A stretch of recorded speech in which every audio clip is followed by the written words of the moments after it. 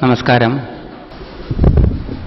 ഇന്നത്തെ ഈ പരിപാടിക്ക് ഒരിത്തിരി താമസം വന്നതിൻ്റെ കാരണം ഇത് ലൈവായിട്ട് സ്ട്രീം ചെയ്യുന്നുണ്ടായിരുന്നു. കഴിഞ്ഞ 5 ദിവസങ്ങളിലും ലൈവായിട്ട് ശ്രീപുരത്തിൻ്റെ സൈറ്റിൽ ഇത് സ്ട്രീം ചെയ്യുന്നുണ്ടായിരുന്നു.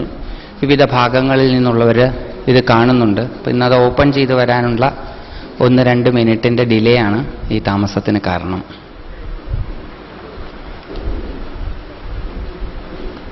ഈ 5 ദിവസത്തെയും രാവിലത്തെയും വൈകുന്നേരത്തെയും പ്രഭാഷണങ്ങൾ ഒരു മാസത്തിനകം ഇന്ത്യൻ റേക്കി അസോസിയേഷൻ്റെയും ശ്രീപുരം ട്രസ്റ്റിൻ്റെയും സൈറ്റുകളിൽ അപ്ലോഡ് ചെയ്യുന്നതായിരിക്കും. അതും ആർക്കെങ്കിലും വീണ്ടും കേൾക്കണം എന്ന് താല്പര്യമുണ്ടെങ്കിൽ കേൾക്കാവുന്നതാണ്.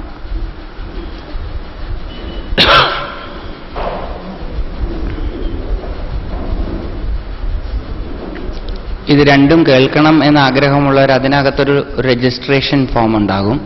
ആ രജിസ്ട്രേഷൻ ഫോം പൂരിപ്പിച്ച് വെബ് അഡ്മിനിസ്ട്രേറ്റർമാരുടെ അനുവാദം കിട്ടിക്കഴിഞ്ഞാൽ അത് ലോഗിൻ ചെയ്ത് ഈ പ്രഭാഷണങ്ങളെല്ലാം ഡൗൺലോഡ് ചെയ്യാവുന്നതാണ്. രജിസ്ട്രേഷനും ഡൗൺലോഡ് ചെയ്യുന്നതിനുമൊന്നും നിങ്ങൾക്ക് വരുന്ന ഡേറ്റ ചാർജ് അല്ലാതെ നിങ്ങളുടെ ടെലികോം സർവീസസ് ഈടാക്കുന്ന ഡേറ്റ ചാർജസ് അല്ലാണ്ട് വേറെ ഒരു ചാർജുകളും ഉണ്ടായിരിക്കുന്നതായിരിക്കില്ല. ശ്രീപുരം ട്രസ്റ്റോ ഇന്ത്യൻ റേക്കി അസോസിയേഷനോ ഇത് ഡൗൺലോഡ് ചെയ്യുന്നതിനോ രജിസ്റ്റർ ചെയ്യുന്നതിനോ യാതൊരു ചാർജും ഈടാക്കുന്നതായിരിക്കില്ല. ഈ ടോക്കുകളെല്ലാം അതിൽ അപ്ലോഡ് ചെയ്തിട്ടും ഉണ്ടാകും.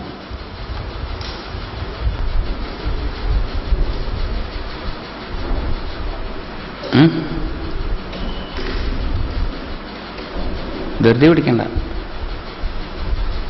അയ്യോ, നെറ്റ് കിട്ടാനുള്ള താമസമാണ്. ഇതേപോലത്തെ പരിപാടികൾ എവിടെ നടത്തുകയാണെങ്കിലും ഒന്നുകിൽ നെറ്റ് തടസ്സപ്പെടുത്തും, അല്ലെ ഇലക്ട്രിസിറ്റി തടസ്സപ്പെടുത്തുക. ഇത് സ്വാഭാവികമായിട്ട് ഉള്ള സംഗതിയാണ്. എനിക്ക് തോന്നിയിട്ടുള്ളത് അതിൻ്റെ കാരണം നമ്മൾ മായയ്ക്കെതിരെയുള്ള പണിയിലാണ് മുഴുകിയിരിക്കുന്നത്. മായ നമ്മളെ എല്ലാവരെയും അജ്ഞാനത്തിൽ ആഴ്ത്തിക്കൊണ്ട് നമുക്ക് നമ്മളെ മനസ്സിലാകാതിരിക്കാനുള്ള യജ്ഞത്തിൽ ഏർപ്പെട്ടിരിക്കുകയാണ്. അപ്പോൾ മായയ്ക്കെതിരായിട്ടുള്ള പരിപാടികൾ നമ്മൾ ചെയ്യുമ്പം മായ എപ്പോഴും അതിനെ തടസ്സപ്പെടുത്തും.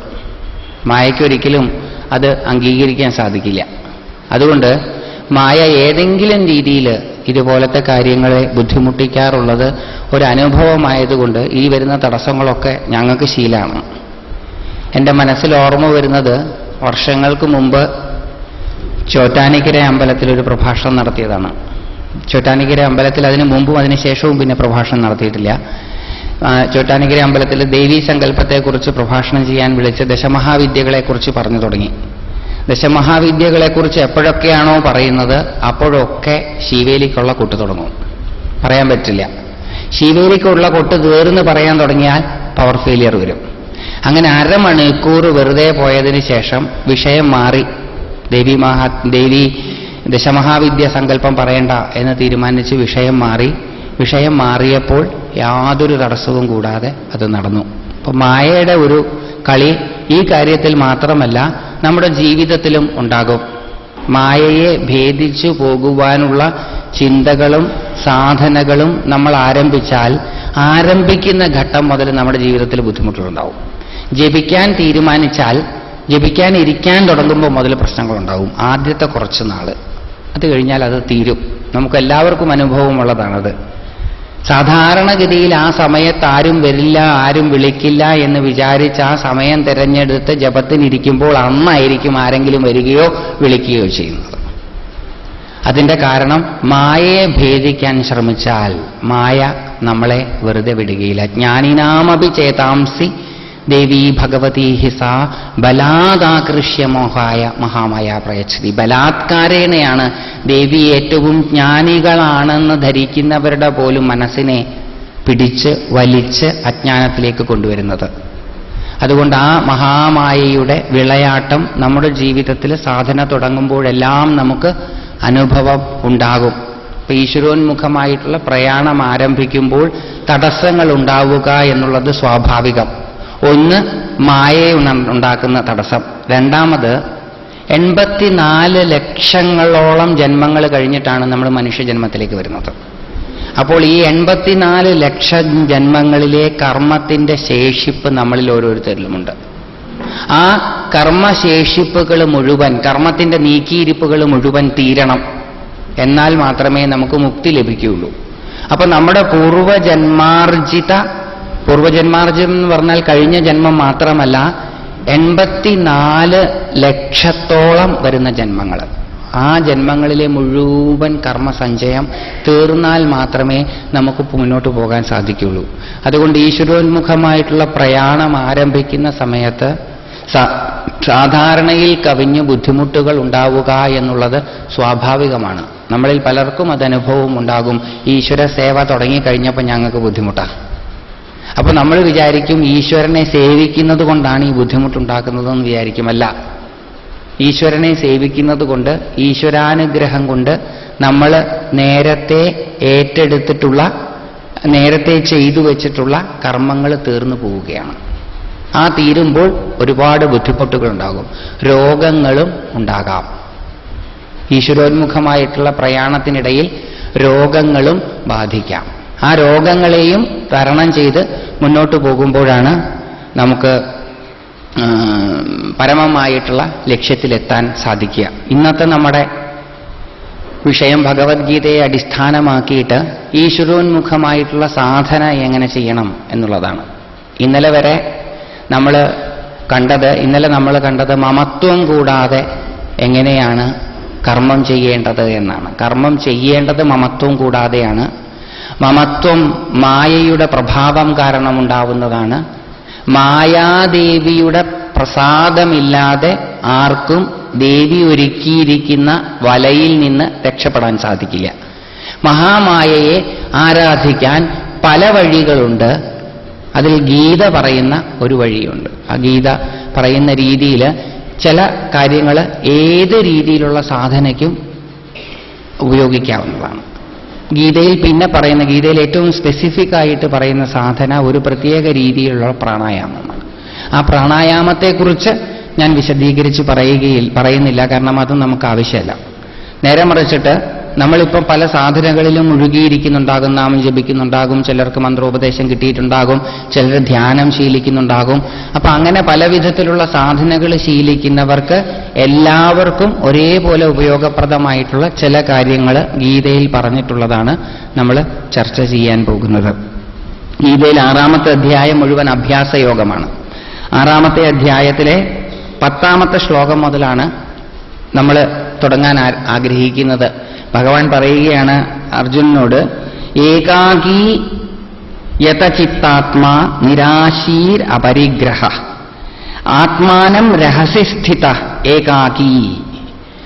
തന്നെ ഈ സാധന ചെയ്യുന്നത് രഹസ്യസ്ഥിത, രഹസ്യമായിട്ടുള്ള സ്ഥാനത്തായിരിക്കണം. ഏകാകീ, ഒറ്റയ്ക്കായിരിക്കണം. ആധ്യാത്മിക സാധന ചെയ്യുന്നത് വേറെ ആരെയും കാണിച്ചുകൊണ്ടാകരുത്, വേറെ ആരെയും കാണിക്കാനും ആകരുത്. ആധ്യാത്മിക സാധനയുടെ ഒരു പ്രാധാന്യം അതാണ്. ഇപ്പോഴത്തെ നമ്മുടെ പല സാധനകളും 10 പേരെ ഒന്ന് അറിയിക്കാൻ വേണ്ടിയിട്ടാണ്. ഞാൻ ഇന്ന സാധന ചെയ്യുന്നുണ്ട്, ഇന്ന പ്രാക്ടീസ് ചെയ്യുന്നുണ്ട്, അതുകൊണ്ട് എൻ്റെ ജീവിതത്തിലെ രീതികൾ ഇങ്ങനെയൊക്കെയാണ് എന്നൊരു 10 പേരറിഞ്ഞില്ലെങ്കിൽ നമുക്കൊരു വിഷമമാണ്. ഗീതയടക്കമുള്ള എല്ലാ ഭാരതീയ ഗ്രന്ഥങ്ങളും പറയുന്നത് ആധ്യാത്മിക സാധന ഒറ്റയ്ക്ക് രഹസ്യമായ സ്ഥലത്ത് വേണം ഇരിക്കാൻ. രഹസ്യമായ സ്ഥലം, ഏകാന്തമായ സ്ഥലം. ലളിതാ സഹസ്രനാമത്തിലും ഇതേപോലത്തെ നാമങ്ങളുണ്ട്. ലളിതാ സഹസ്രനാമത്തിലെ 3 സ്ഥലങ്ങളിലായി, വ്യത്യസ്ത സ്ഥലങ്ങളിലായി പറയുന്ന 3 നാമങ്ങൾ എടുത്താൽ നമുക്ക് ഇതിന് തുല്യമായിട്ടുള്ള ആശയം കിട്ടും. ആ 3 നാമങ്ങൾ വിവിക്തസ്ഥ എന്ന ഒരു നാമം, വിവിക്തസ്ഥ, രഹോയാഗക്രമാരാധ്യ, ഏകാകിനി. ഈ 3 നാമങ്ങളും കൂടെ എടുത്താൽ നമുക്കൊരർത്ഥം കിട്ടും. ഏകാകിനിയായ ദേവിയെ. ഏകാകിനി എന്ന വാക്കിന്റെ അർത്ഥം ഒറ്റപ്പെട്ടവൾ എന്നല്ല, ഒറ്റയ്ക്കുള്ളവൾ എന്നാണ്. അവൾ മാത്രമേ ഉള്ളൂ ഈ പ്രപഞ്ചത്തിൽ, വേറെയൊന്നുമില്ല. അവൾ മാത്രമേ ഈ പ്രപഞ്ചത്തിൽ ഉള്ളൂ എന്നുള്ളതുകൊണ്ട് ആ മഹാദേവിയെ ഏകാകിനി എന്ന് വിളിക്കുന്നു. ഏകാകിനിയായ ആ മഹാദേവിയെ എവിടെ ഇരുന്നാണ് ആരാധിക്കേണ്ടത്? എവിടെ ചെന്നാലാണ് കാണാൻ സാധിക്കുന്നത്? എവിടെയാണ് ആ ദേവി ഇരിക്കുന്നത്? വിവിക്തസ്ഥ, ഒറ്റയ്ക്കുള്ള സ്ഥലത്ത്, ഏകാന്തമായ സ്ഥലത്ത്. ഏകാന്തമായ സ്ഥലത്ത് അനുഭവവേദ്യമാകുന്നവൾ ഏകാകിനി.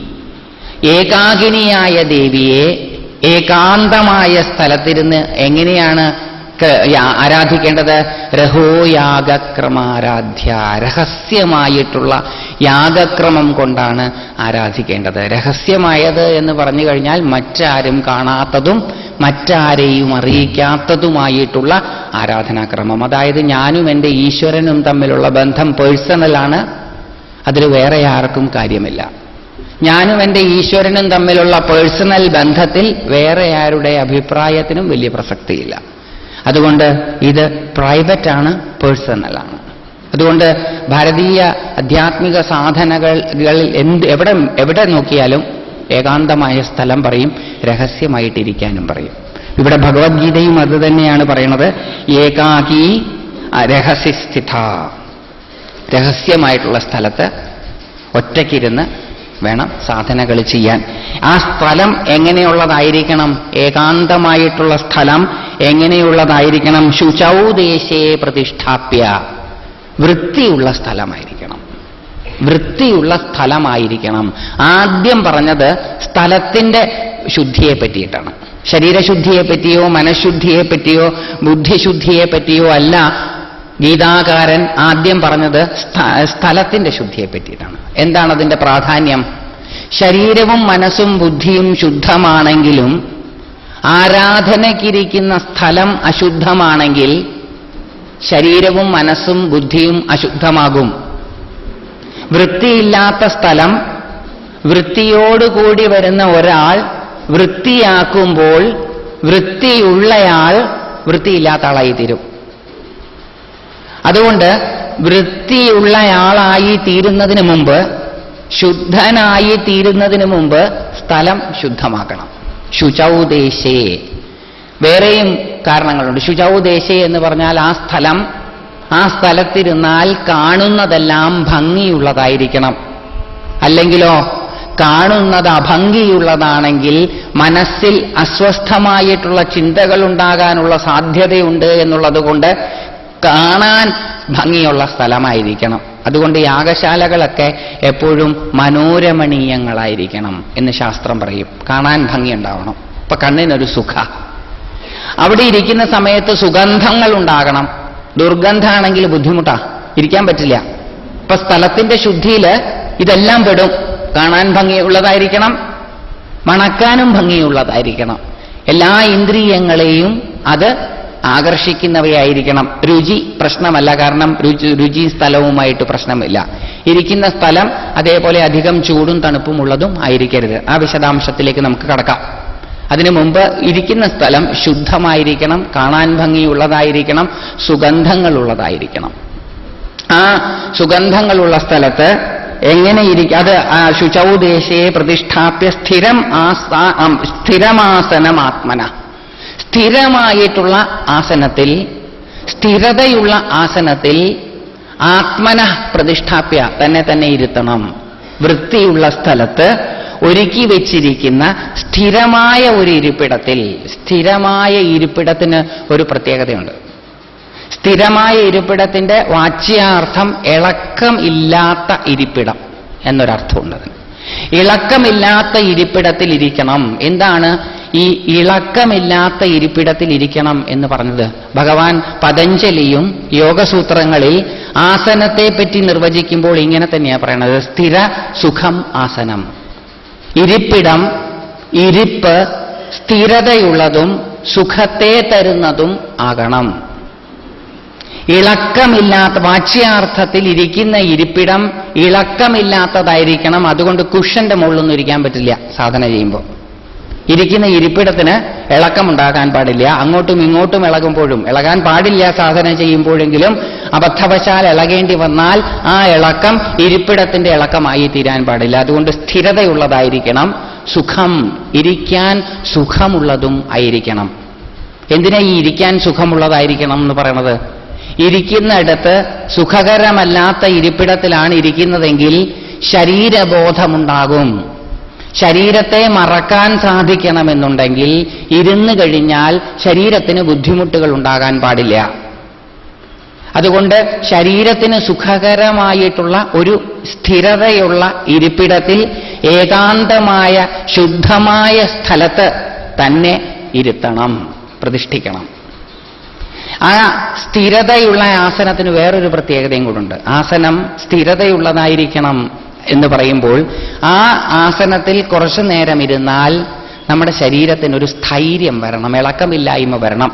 ശരീരത്തിന് സ്ഥൈര്യം വരുമ്പോൾ, ഇളക്കമില്ലായ്മ വരുമ്പോൾ മനസ്സിനും ഇളക്കമില്ലായ്മ വരും. മനസ്സും ശരീരവും തമ്മിൽ അഭേദ്യമായിട്ടുള്ള ബന്ധമുണ്ട്.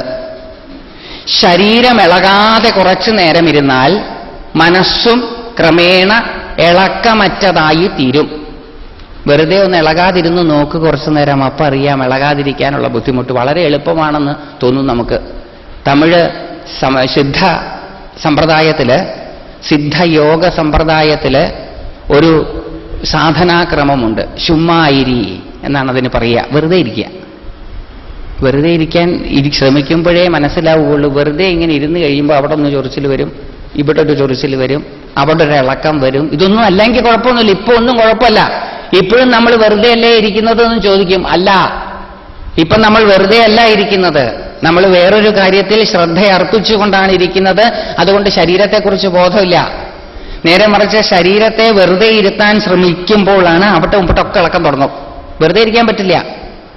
വെറുതെ ഇരിക്കുന്നത് പോലെ പ്രയാസമുള്ളൊരു കാര്യം ലോകത്ത് വേറെയൊന്നുമില്ല. എന്തെങ്കിലും ചെയ്തുകൊണ്ടിരിക്കാനാണ് എളുപ്പം, വെറുതെ ഇരിക്കാൻ ബുദ്ധിമുട്ടാണ്. അപ്പൊ പലരും ചോദിക്കാറുണ്ട്, ഫലത്തിൽ ശ്രദ്ധിക്കാതെ കർമ്മം ചെയ്യണമെന്ന് പറഞ്ഞാൽ ആരെങ്കിലും കർമ്മം ചെയ്യുവോ?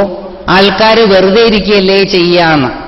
കർമ്മത്തിന്റെ ഫലത്തിലെ അധികാരം കർമ്മം ചെയ്യുന്ന ആൾക്കല്ല എന്ന് മനസ്സിലായി കഴിഞ്ഞാൽ ആരെങ്കിലും കർമ്മം ചെയ്യുമോ? ആൾക്കാർ ലേസിയായി പോവില്ലേ എന്നാണ് ചോദ്യം. അതായത് വെറുതെ ഇരുന്ന് പോവില്ലേ എന്ന്.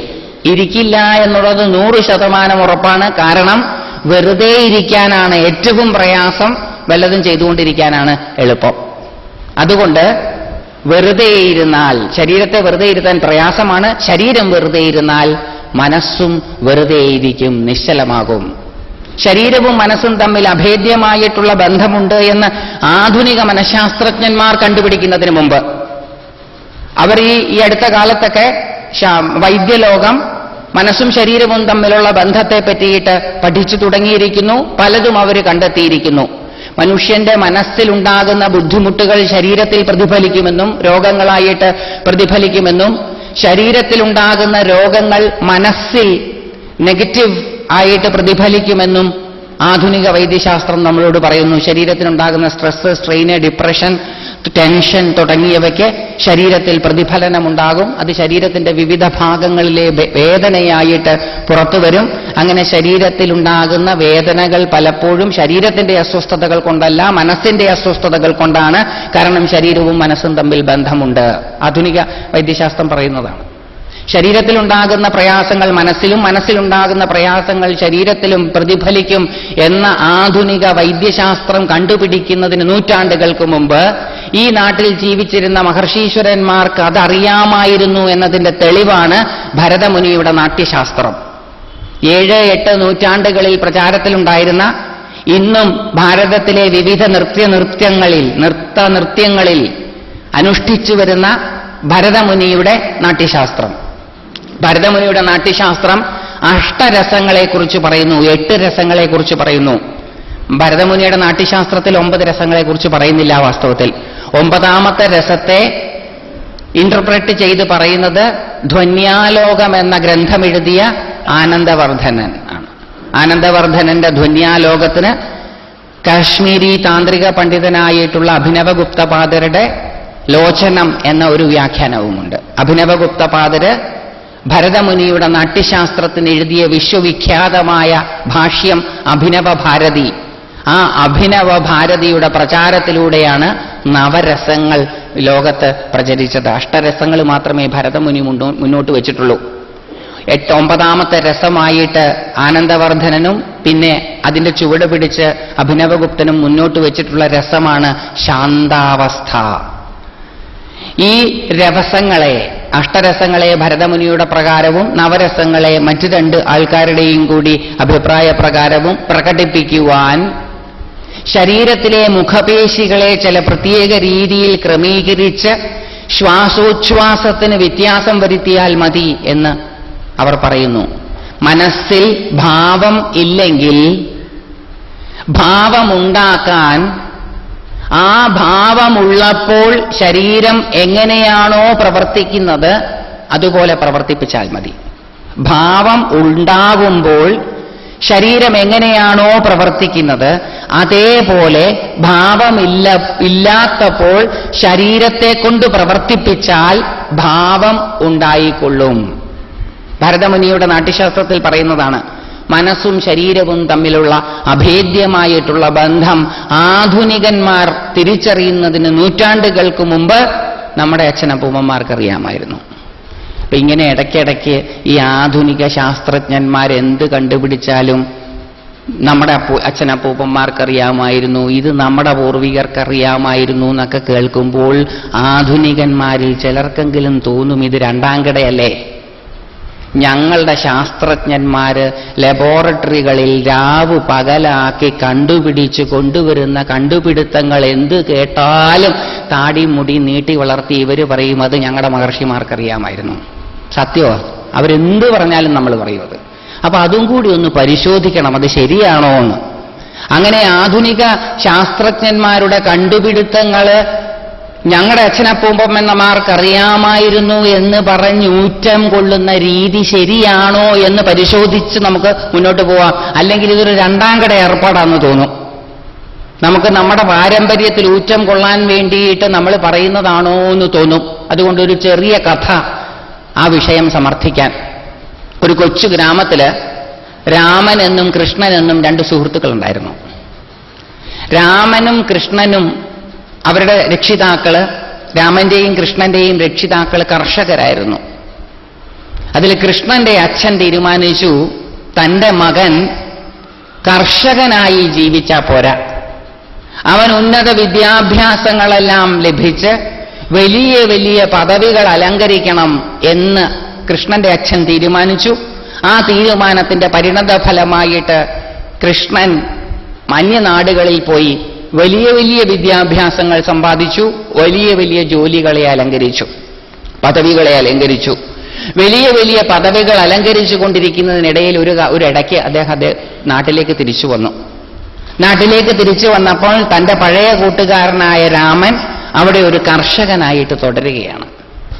വർഷങ്ങളുടെ അന്തരം ഇവരുടെ സൗഹൃദത്തിൽ ഒരു പോറലും ഏൽപ്പിച്ചില്ല. വർഷങ്ങൾക്ക് ശേഷം കണ്ടുമുട്ടിയ ഇവരിൽ ആ പഴയ സൗഹൃദത്തിന്റെ ഊഷ്മളത അപ്പോഴും ഉണ്ടായിരുന്നു. അത്താഴമെല്ലാം കഴിഞ്ഞ് ഇവർ അവരവരുടേതായിട്ടുള്ള ലോകവിവരങ്ങൾ പങ്കുവയ്ക്കുന്നതിന് വേണ്ടി ഒരുമിച്ചൊരു സ്ഥലത്തിരുന്നു. കൃഷ്ണൻ രാമനോട് ചോദിച്ചു, രാമ, എന്തൊക്കെയുണ്ട് വിശേഷം? രാമൻ, എന്ത് വിശേഷം? സൂര്യൻ ഉദിക്കുന്നു, സൂര്യൻ അസ്തമിക്കുന്നു, മഴ പെയ്യുന്നു, വെയിൽ വരുന്നു, വിത്ത് വിതയ്ക്കുന്നു, കൊയ്യുന്നു, മെതിക്കുന്നു. ഇതൊക്കെ എല്ലാ കൊല്ലവും അങ്ങനെ തന്നെ റിപ്പീറ്റ് ചെയ്തു പോകുന്നു, പ്രത്യേകിച്ച് വിശേഷമൊന്നുമില്ല. കൃഷ്ണന്റെ വിശേഷങ്ങളോ? കൃഷ്ണന്റെ ലോകം അത്ഭുതങ്ങൾ നിറഞ്ഞതാണ്.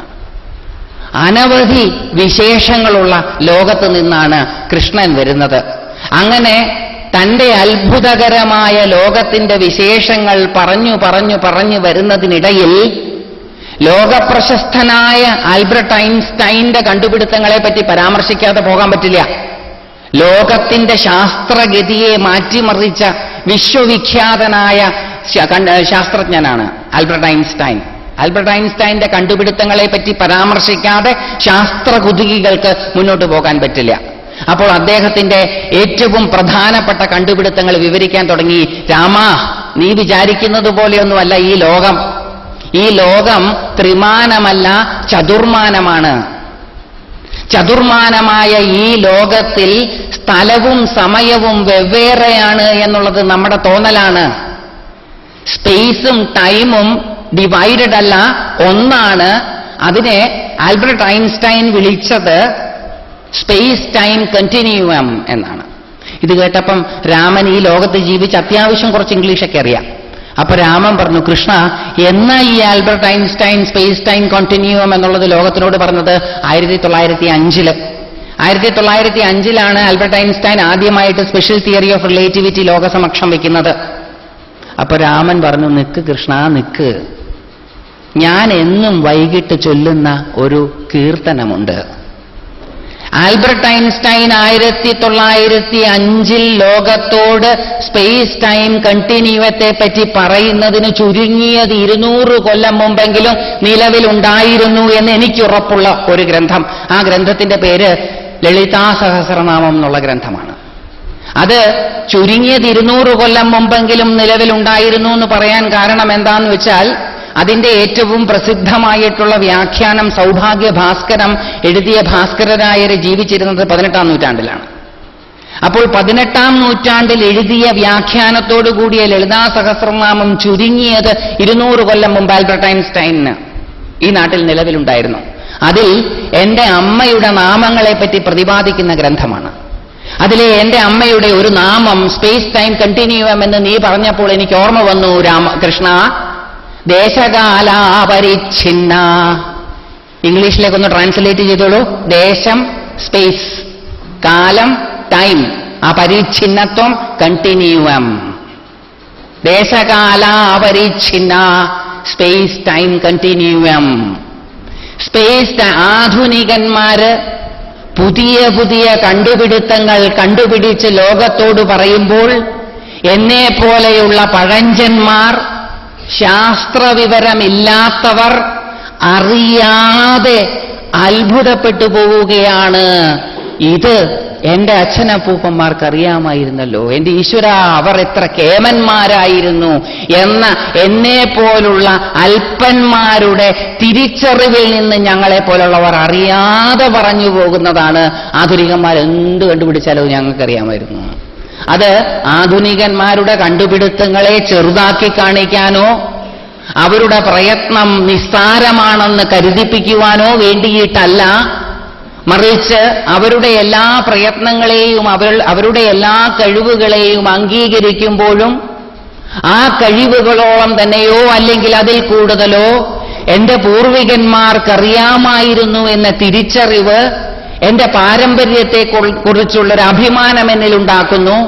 ആ പാരമ്പര്യാനുസൃതം ജീവിക്കുവാനുള്ളൊരു പ്രേരണ എനിക്ക് തരുന്നു. അതിന്റെ ശബ്ദമാണ് ഈ കേൾക്കുന്നത്. അതുകൊണ്ട് അത് തെറ്റിദ്ധരിക്കേണ്ട അവരെ കൊച്ചാക്കി കാണിക്കാനാണെന്ന് അല്ല. അതുകൊണ്ടാണ് ആധുനിക വൈദ്യശാസ്ത്രം മനുഷ്യന്റെ മനസ്സും ശരീരവും തമ്മിലുള്ള ബന്ധത്തെ കണ്ടുപിടിക്കുന്നതിന് നൂറ്റാണ്ടുകൾക്ക് മുമ്പ് ഈ നാട്ടിലുള്ളവർക്കറിയാമായിരുന്നു എന്ന് പറഞ്ഞത്. മനുഷ്യന്റെ ശരീരവും മനസ്സും തമ്മിലുള്ള ബന്ധം, മനുഷ്യന്റെ മനസ്സും ശരീരവും തമ്മിൽ ബന്ധമുണ്ട് എന്ന് മനസ്സിലാക്കിയ പതഞ്ജലി മഹർഷി പറഞ്ഞു, ഇളകാതെ ഒരു യാമം ശരീരത്തെ ഇരുത്തുവാൻ സാധിക്കുന്നവന് മനസ്സിനെ ജയിക്കാൻ സാധിക്കും. ഒരു യാമം 3 മണിക്കൂർ, ചില പക്ഷപ്രകാരം ചിലരുടെ അഭിപ്രായപ്രകാരം 4 മണിക്കൂർ. അതൊരു ദിവസത്തെ 6 മണിക്കൂറിന്റെ 4 ഭാഗമായിട്ട് തിരിക്കാം, 3 മണിക്കൂറിന്റെ 8 ഭാഗമായിട്ട് തിരിക്കാം. അങ്ങനെ ഏത് രീതിയിൽ തിരിച്ചാലും, വ്യത്യസ്ത രീതികളിൽ ഇതിനെ തിരിക്കാം. അങ്ങനെ ഏത് രീതിയിൽ തിരിച്ചാലും ഈ ഒരു യാമം, അതിൽ ഏറ്റവും ചുരുങ്ങിയ സമയം 3 മണിക്കൂറാണ്. 3 മണിക്കൂർ നേരം ശരീരത്തെ ഇളക്കാതിരിക്കാൻ സാധിക്കുകയാണെങ്കിൽ മനസ്സും ഇളകാതാവും. ഇളക്കാനിരിക്കാൻ അത്ര എളുപ്പമല്ല. അതുകൊണ്ട് വെറുതെ ഇരുന്ന് കളയാമെന്നൊന്നും വിചാരിക്കേണ്ട, ഇരിക്കാൻ പറ്റുകയല്ല. അതുകൊണ്ട് മനസ്സും ശരീരവും തമ്മിൽ അഭേദ്യമായിട്ടുള്ള ബന്ധമുണ്ട് എന്നുള്ളത് മനസ്സിലാക്കിയ മഹർഷീശ്വരന്മാർ പറഞ്ഞു, ഇരിക്കൂ. എങ്ങനെ ഇരിക്കണം? താഴെ ഇരിക്കണം. ഇളക്കമില്ലാത്ത സ്ഥിരതയുള്ള സുഖകരമായ ആസനത്തിൽ ചമ്രം പടിഞ്ഞിരിക്കണം. എന്തിനാ ഈ ചമ്രം പടിഞ്ഞിരിക്കുന്നത്? കാല് മടക്കിയിരുന്നാലുള്ള ഗുണം എന്താ? കസേരയിലിരുന്നാൽ എന്താ കുഴപ്പം? ഈശ്വരൻ അനുഗ്രഹിക്കില്ലേ? താഴെ ഇരുന്ന് എഴുന്നേൽക്കുമ്പോൾ, കുറച്ചു നേരം താഴെ ഇരുന്ന് എഴുന്നേൽക്കുമ്പോൾ കാല് മരവിക്കുക എന്നുള്ളത് എല്ലാവർക്കും അനുഭവം. കാല് മരവിക്കുന്നത് എന്തുകൊണ്ടാണ്? താഴോട്ടുള്ള രക്തത്തിന്റെ ഓട്ടം കുറയുന്നത് കൊണ്ടാണ്. രക്തചംക്രമണം കുറയുന്നു താഴോട്ട്. രക്തം ഓടാതിരിക്കുന്നുണ്ടോ? ഇല്ല. കാരണം രക്തം താഴോട്ട് ഓടാതിരുന്നാൽ ബ്ലഡ് ക്ലോട്ട് ചെയ്യും, അത് ബുദ്ധിമുട്ടുകളുണ്ടാക്കും. പക്ഷെ അപ്പൊ താഴോട്ട് രക്തം ഓടാതിരിക്കുന്നില്ല, രക്തത്തിന്റെ താഴോട്ടുള്ള ഒഴുക്കിന്റെ അളവ് കുറഞ്ഞു എന്ന് മാത്രം. അപ്പോൾ സം ടോട്ടൽ ഓഫ് നമ്മുടെ ബ്ലഡ്, ബാക്കി രക്തം എങ്ങോട്ടാ പോണേ? താഴോട്ടുള്ള ഒഴുക്ക് കുറഞ്ഞാൽ ഓടിക്കൊണ്ടിരിക്കുന്ന രക്തം എങ്ങോട്ട് പോകും? മുകളിലോട്ട് പോകും. രക്തം ഓക്സിജൻ കാരിയറാണ്. ഓരോ അവയവങ്ങൾക്കും ആവശ്യമായിട്ടുള്ള ഓക്സിജൻ ജനിച്ച അന്ന് മുതൽ ഡോർ സപ്ലൈ ചെയ്യുന്നയാളാ. ഓക്സിജൻ ഓരോരുത്തരുടെ ആവശ്യത്തിനനുസരിച്ച് ഓക്സിജൻ കൊടുക്കും.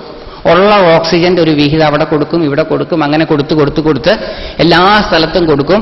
ബ്രെയിൻ സെല്ലുകൾക്കും കൊടുക്കും. ബ്രെയിൻ സെല്ലുകൾ ന്യൂറോൺസ് ഓക്സിജൻ കൊണ്ട് മാത്രം ജീവിക്കുന്ന കോശങ്ങളാണ്. 3 മിനിറ്റ് നേരത്തേക്ക് ബ്രെയിനിന് ഓക്സിജൻ കിട്ടിയില്ല എങ്കിൽ ബ്രെയിൻ ഡെത്ത് സംഭവിക്കുമെന്ന് ആധുനിക വൈദ്യശാസ്ത്രം. 3 മിനിറ്റ് എന്നുള്ളത് കുറച്ച് നേരം എന്നുള്ളത് എടുത്താൽ മതി. കൃത്യം 3 മിനിറ്റാണെന്നുള്ളത് എൻ്റെ ധാരണയാണ്. ഇനി അങ്ങനെയല്ല 5 മിനിറ്റാണ് എന്ന് ആരും പറഞ്ഞു. നമ്മുടെ പോയിന്റ് അതല്ല. കുറച്ചു നേരം ബ്രെയിനിന് ഓക്സിജൻ കിട്ടിയില്ലേ ബ്രെയിൻ ചത്തുപോകും. കുറച്ചു നേരം ബ്രെയിനിന് ഓക്സിജൻ കിട്ടിയില്ലെങ്കിൽ ചത്തുപോകുന്ന ബ്രെയിനിലേക്ക് കൂടുതൽ ബ്ലഡ് സർക്കുലേഷൻ തുടങ്ങിയാൽ കൂടുതൽ ഓക്സിജൻ ബ്രെയിൻ സെല്ലുകളിലേക്ക് കിട്ടും. ബ്രെയിൻ സെല്ലുകളിൽ, മനുഷ്യന്റെ തലച്ചോറിൽ കുറച്ചു ബ്രെയിൻ സെല്ലുകൾ മാത്രമേ ആക്ടിവേറ്റഡ് ആയിട്ടുള്ളൂ. Majority of the neurons deactivated ആണ്. ആക്ടിവേറ്റഡ് അല്ല, പ്രവർത്തിക്കുന്നില്ല. ബ്രെയിൻ സയന്റിസ്റ്റുകൾക്ക് ബ്രെയിൻ എന്നും ഒരു മിസ്റ്ററിയാണ്. ഒരിക്കലൊരു ന്യൂറോ സർജൻ എന്നോട് പറഞ്ഞത്, അദ്ദേഹം അനവധി ബ്രെയിൻ സർജറി നടത്തിയിട്ടുണ്ട്. വയസ്സായി അദ്ദേഹത്തിന്. അദ്ദേഹം പറഞ്ഞത് ബ്രെയിൻ സ്റ്റിൽ ബാഫിൾസ് മീ എന്നാണ് പറഞ്ഞത്. കാരണം ബ്രെയിനിന്റെ വലിയ ഭാഗം, പല ഭാഗങ്ങളും ചോപ്പ് ചെയ്ത് കളഞ്ഞാലും നമ്മളിപ്പോ പെരുമാറുന്നത് പോലെയൊക്കെ പെരുമാറാൻ സാധിക്കും. അപ്പൊ ബ്രെയിനിന്റെ ഫുൾ ഫംഗ്ഷൻ എന്താണെന്ന് ഇതുവരെ ആരും കണ്ടുപിടിച്ചിട്ടില്ല എന്നാണ് പറയണത്. അപ്പോൾ തലച്ചോറിലെ വളരെ ചുരുങ്ങിയ ശതമാനം ന്യൂറോൺസ് മാത്രമേ ഒരു സാധാരണ മനുഷ്യനിൽ ആക്ടിവേറ്റഡ് ആയിട്ടുള്ളൂ, പ്രവർത്തനക്ഷമമായിട്ടുള്ളൂ. ആ വളരെ കുറച്ച് ന്യൂറോൺസ് ആക്ടിവേറ്റഡ് ആയിട്ടുള്ള ബുദ്ധിമാൻ പറയുകയാണ്, എന്റെ ബുദ്ധിക്ക് നിരക്കുന്നതല്ല ഇതെല്ലാം. അത് കേൾക്കുമ്പോൾ ചിരിക്കുകയല്ലാണ്ട് വേറൊരു വഴിയില്ല.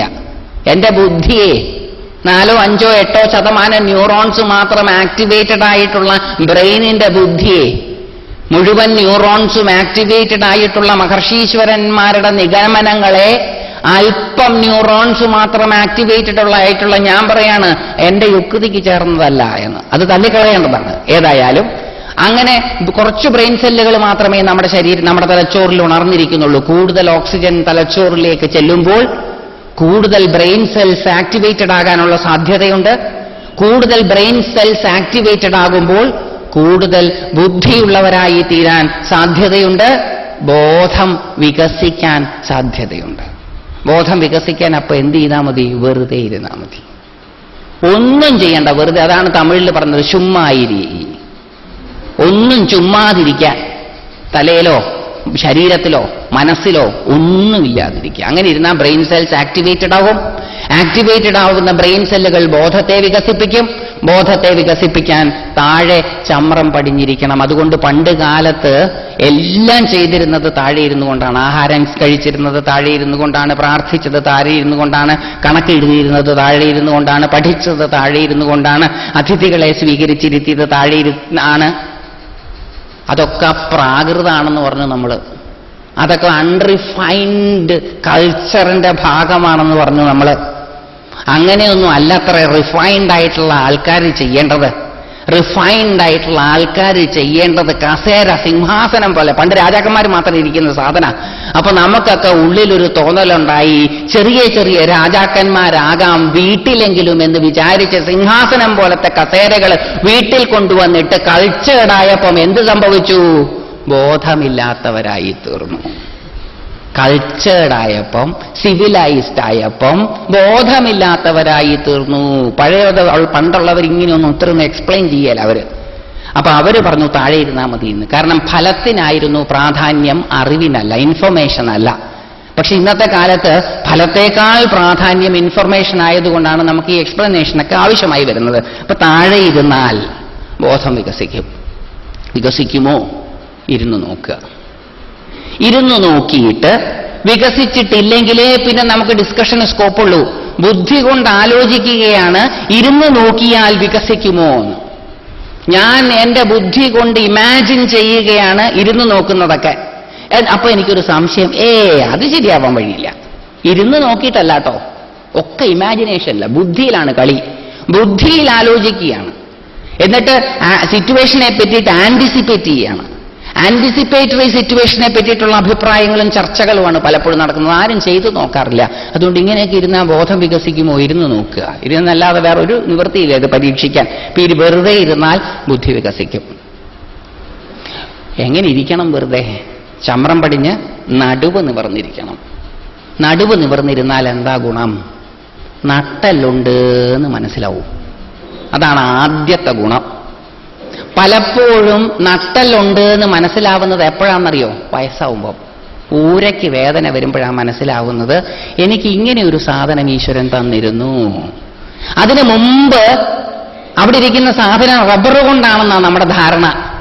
കാര്യം കാണാൻ വളയ്ക്കാനും കാര്യം കണ്ടു കഴിഞ്ഞാൽ നിവർത്താനും ഈശ്വരൻ തന്ന റബ്ബർ പോലത്തെ ഒരു സാധനമാണ് നട്ടെല്ലെന്നുള്ള ധാരണ തിരുത്തപ്പെടുന്നത് വയസ്സാകുമ്പോൾ, ഊരയ്ക്ക് വേദന വരുമ്പോഴാണ്. അതുകൊണ്ട് നട്ടലുണ്ട് എന്ന് തോന്നിക്കാൻ നിവർന്നിരിക്കണം. നിവർന്നിരുന്നാലുള്ള ഗുണം എന്താ? ആത്മവിശ്വാസമുണ്ടാകും. നിവർന്നിരുന്നാൽ ആത്മവിശ്വാസം ഉണ്ടാകും. കാരണം ആത്മവിശ്വാസം ഉണ്ടാകുമ്പോൾ ശരീരം നിൽക്കുക നിവർന്നാണ്. നിവർന്ന് നിൽക്കുന്നവർക്ക് ആത്മവിശ്വാസം ഉണ്ടാകും. ആത്മവിശ്വാസമില്ലാത്ത, സെൽഫ് കോൺഫിഡൻസ് ഇല്ലാത്ത മക്കള് നമുക്കുണ്ടെങ്കിൽ അവരെ കുറച്ചു നേരം നിവർന്നിരുത്തിച്ചാൽ മതി. നടുവ് വളഞ്ഞാൽ എന്താ സംഭവിക്കുക? നടുവ് വളഞ്ഞാൽ ഉറക്കം വരും.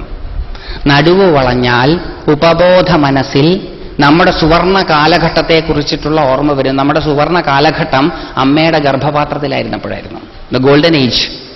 അമ്മയുടെ ഗർഭപാത്രത്തിലായിരുന്ന സുവർണ കാലഘട്ടത്തെക്കുറിച്ച് ഓർമ്മ വരികയും ചുരുണ്ടു കിടക്കുന്ന സുഖത്തെപ്പറ്റി നമ്മൾ വർണ്ണിക്കുകയും ചെയ്യും. ചുരുണ്ടുകൂടി തണുപ്പത്ത് കമ്പിളിപ്പുതപ്പിനകത്ത് കിടക്കുന്നതിന്റെ സുഖം അമ്മയുടെ ഗർഭപാത്രത്തിൽ കിടക്കുന്ന സുഖത്തിന് തുല്യമാണ്. അതുകൊണ്ടാണ് ലോകത്തെല്ലാ ജീവജാലങ്ങളും ചുരുണ്ടാ കിടക്കുക.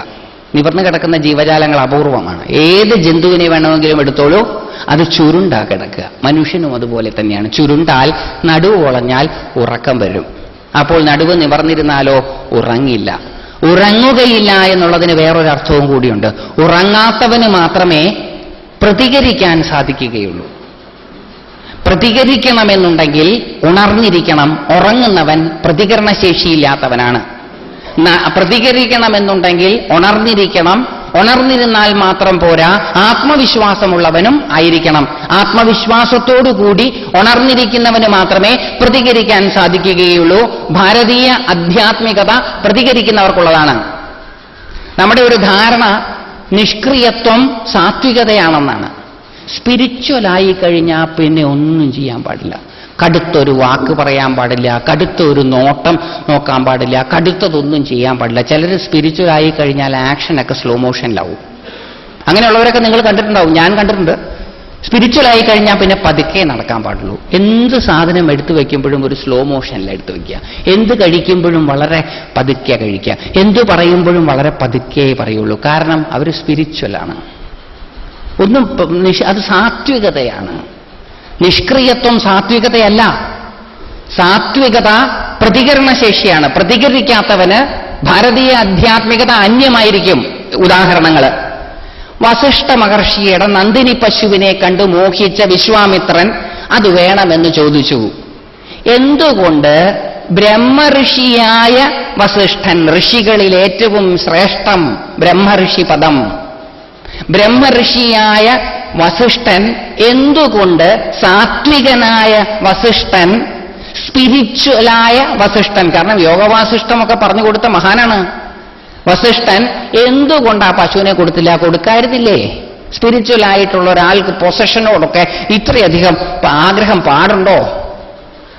വിശ്വാമിത്രൻ വന്ന് ചോദിച്ചപ്പോൾ തരാൻ പറ്റില്ല എന്നാ പറഞ്ഞത്. വിശ്വാമിത്രൻ സൈന്യത്തെ മുഴുവൻ അയച്ചു. വിശ്വാമിത്രന്റെ മുഴുവൻ സൈന്യത്തെയും തന്റെ തപശക്തി കൊണ്ട് പ്രതിരോധിച്ചു വസിഷ്ഠൻ. വസിഷ്ഠനെ ഇന്നുവരെ ആരും സ്പിരിച്വൽ അല്ല എന്ന് പറഞ്ഞിട്ടില്ല, പറയാനുള്ള ധൈര്യവും ഉണ്ടാവുകയില്ല. ഭാരതീയ സംസ്കാരം പ്രതികരിക്കുന്നവർക്കുള്ളതാണ്, നിഷ്ക്രിയർക്കുള്ളതല്ല. നിഷ്ക്രിയത ആത്മവിശ്വാസമില്ലാത്തതുകൊണ്ടും നിഷ്ക്രിയത അജ്ഞാനികളായതുകൊണ്ടും ഉണ്ടാകുന്നതാണ്, അല്ലാതെ അത് സാത്വികതയുടെ പാരമ്യതയിലല്ല. ഒരു സ്പിരിച്വൽ ആയിട്ടുള്ള പേഴ്സൺ എപ്പോഴും തന്റെ ചുറ്റുപാടുകളോട് പ്രതികരിച്ചുകൊണ്ടേയിരിക്കും. അനീതിക്കെതിരെയും അധർമ്മത്തിനെതിരെയും നിരന്തരമായിട്ടുള്ള പ്രതികരണത്തിൽ ഏർപ്പെട്ടിരിക്കുന്ന ഒരാളാണ് ആധ്യാത്മികൻ. ദുർവാസാവ് മഹർഷി അടുത്ത ഉദാഹരണം. തനിക്ക് ഇഷ്ടമല്ല, അത് അനീതിയൊന്നും ആവണമെന്നില്ല. ദുർവാസാവിനെ സംബന്ധിച്ചിടത്തോളം ഇഷ്ടമല്ലെങ്കിൽ പ്രതികരിക്കും. അങ്ങനെ ദുർവാസാവിന്റെ പ്രതികരണം, ആധ്യാത്മികന്റെ പ്രതികരണം ലോകനന്മയ്ക്കാണ്. വസിഷ്ഠന്റെ പ്രതികരണം വിശ്വാമിത്രനെ രാജഋഷിയാക്കുകയും ഗായത്രിയെ കണ്ടുപിടിക്കാൻ പ്രേരിപ്പിക്കുകയും ഗായത്രി മന്ത്രത്തെ അദ്ദേഹം ദർശിക്കുകയും ചെയ്തു.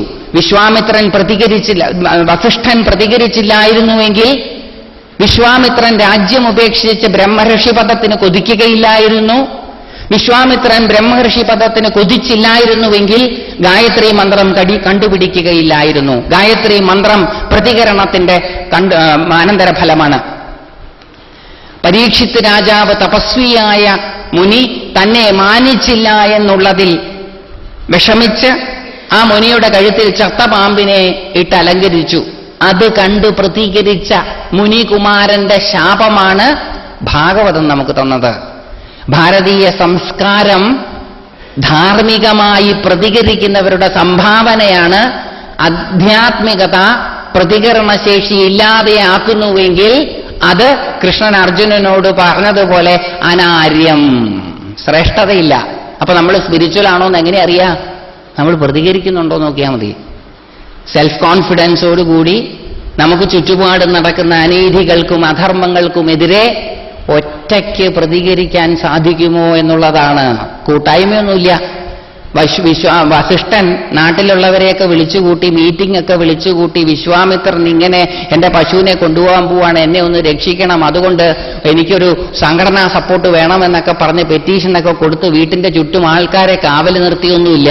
ഒറ്റയ്ക്ക് അധർമ്മത്തെയും അനീതിയെയും ചെറുക്കാൻ തപസ്വിയായ ഒരാൾക്ക് ഒറ്റയ്ക്ക് സാധിക്കും. അതിന് തപസ് വേണം. ആ തപസ്സിനെ കുറിച്ചാണ് നമ്മളിപ്പം ഡീറ്റെയിൽ ആയിട്ട് പറയാൻ പോണത്. തപസ്വിയായ ആൾക്ക് ഒറ്റയ്ക്ക് സാധിക്കും. അതുകൊണ്ട് പ്രതികരിക്കാൻ നടുവ് നിവർന്നിരിക്കണം, ഉറങ്ങാതിരിക്കാൻ നടുവ് നിവർന്നിരിക്കണം, ആത്മവിശ്വാസമുണ്ടാകാൻ നടുവ് നിവർന്നിരിക്കണം. നടുവ് നിവർന്നിരുന്നിട്ട് എങ്ങനെ ഇരിക്കണം? അങ്ങനെ ഇരുന്നിട്ട് എങ്ങനത്തെയുള്ള ഇരിപ്പിടത്തിൽ വേണം?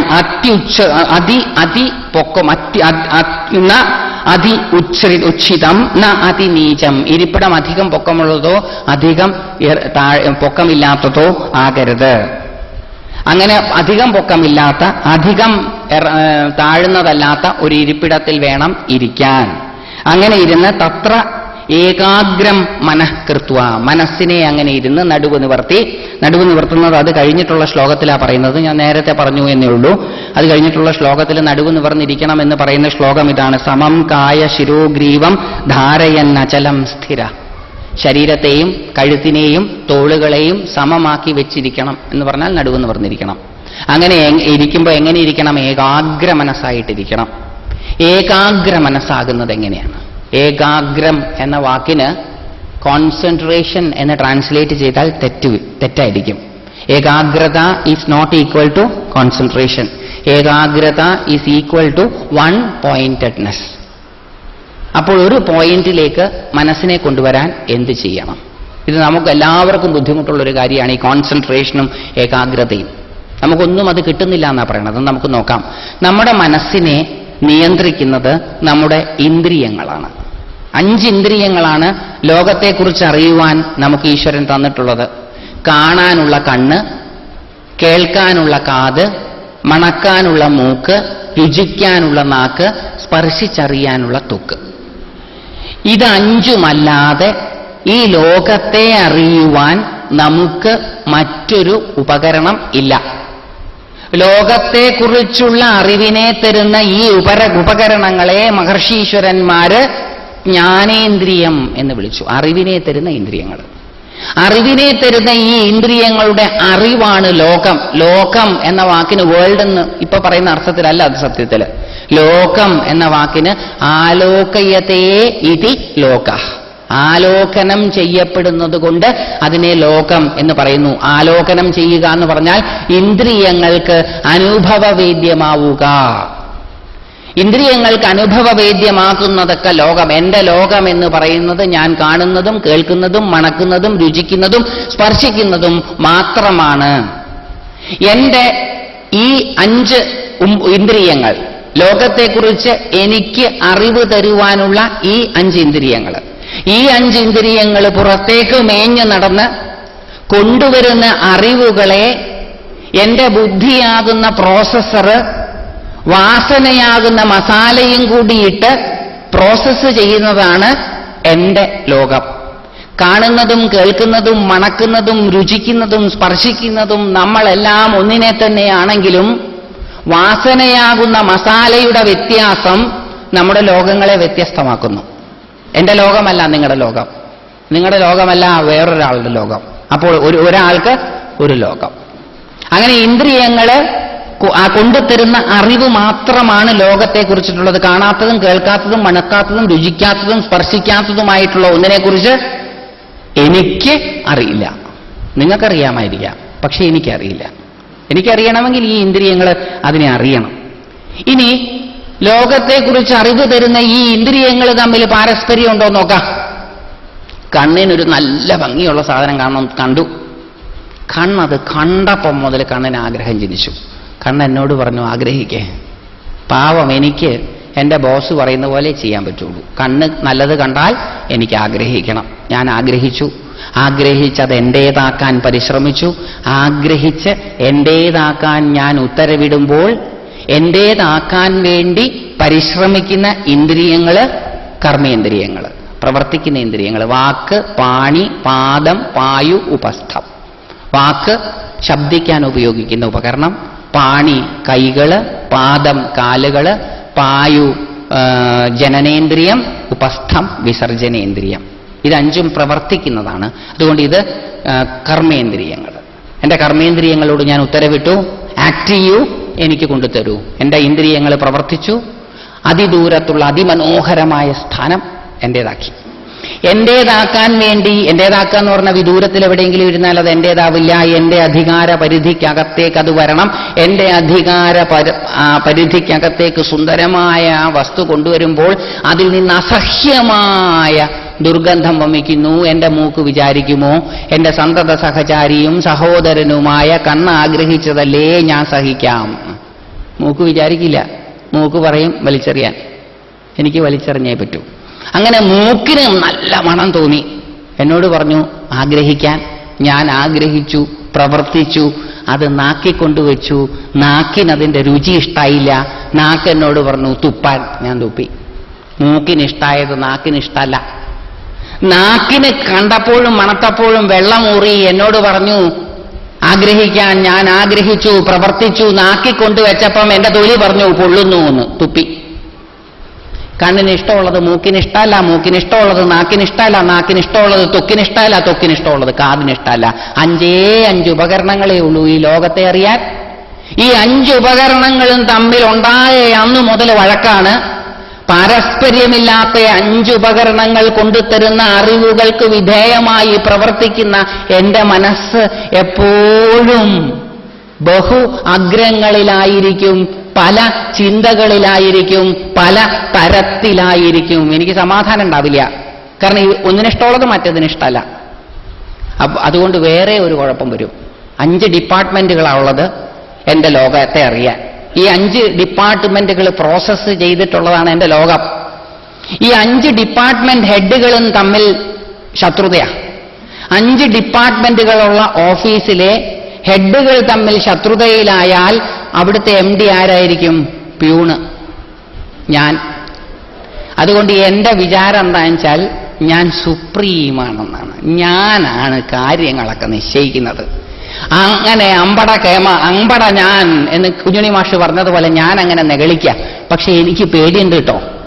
എന്നെങ്കിലും ഈ 5 ഹെഡുകളും കൂടി ഒരുമിച്ചൊരു വട്ടമേശയ്ക്ക് ചുറ്റും ഇരുന്ന് പറഞ്ഞ് കോംപ്രമൈസ് ചെയ്താൽ ഞാൻ എന്റെ കള്ളി പുറത്താകുമോ എന്നുള്ള പേടി എനിക്കുള്ളത് കൊണ്ട് ഞാൻ എപ്പോഴും ഇൻസെക്യൂറാണ്.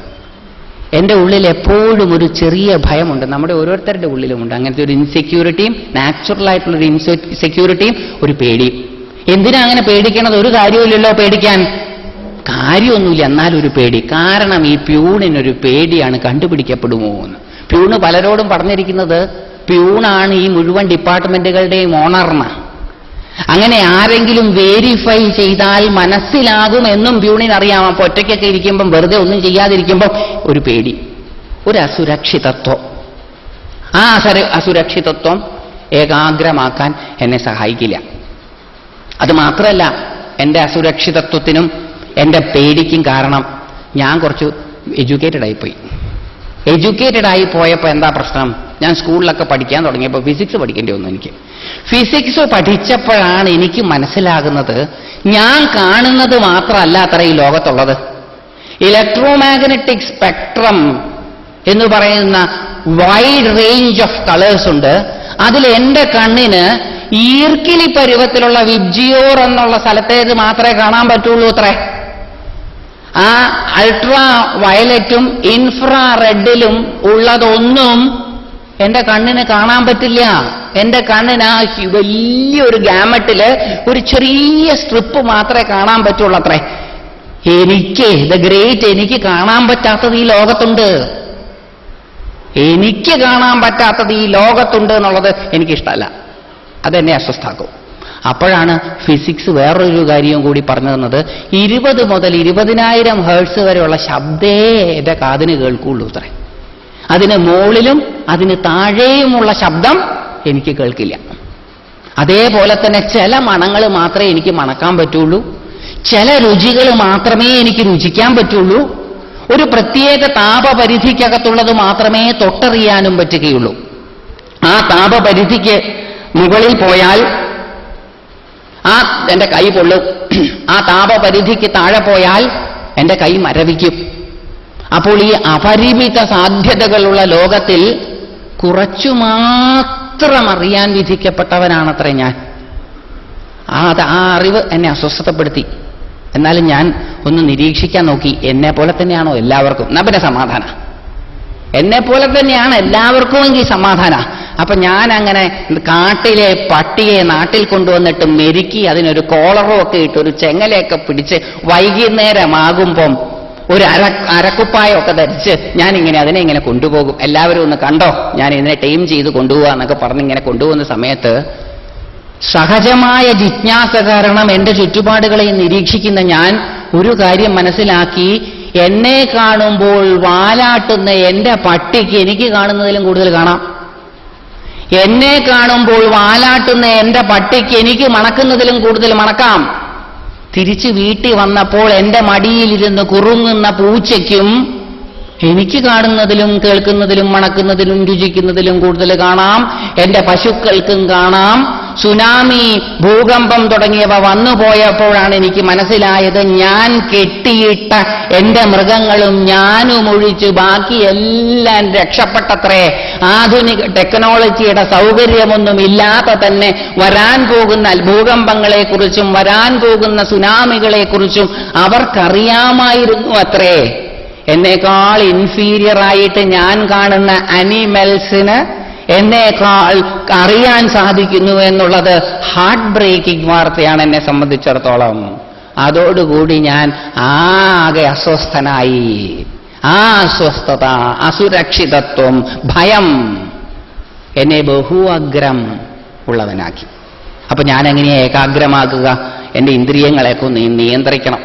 എന്റെ ഇന്ദ്രിയങ്ങൾ ഇങ്ങനെ അവിടെയും ഇവിടെ മേഞ്ഞു നടന്ന അറിവ് കൊണ്ട് തരുന്നതാണ് എന്റെ ഇൻസെക്യൂരിറ്റിക്കും കോൺസെൻട്രേഷൻ ലെസ്നെസ്സിനും കാരണം. അതുകൊണ്ട് എന്റെ ഇന്ദ്രിയങ്ങളെ ഒന്ന് നിയന്ത്രിക്കണം, സംയമനം ചെയ്യണം.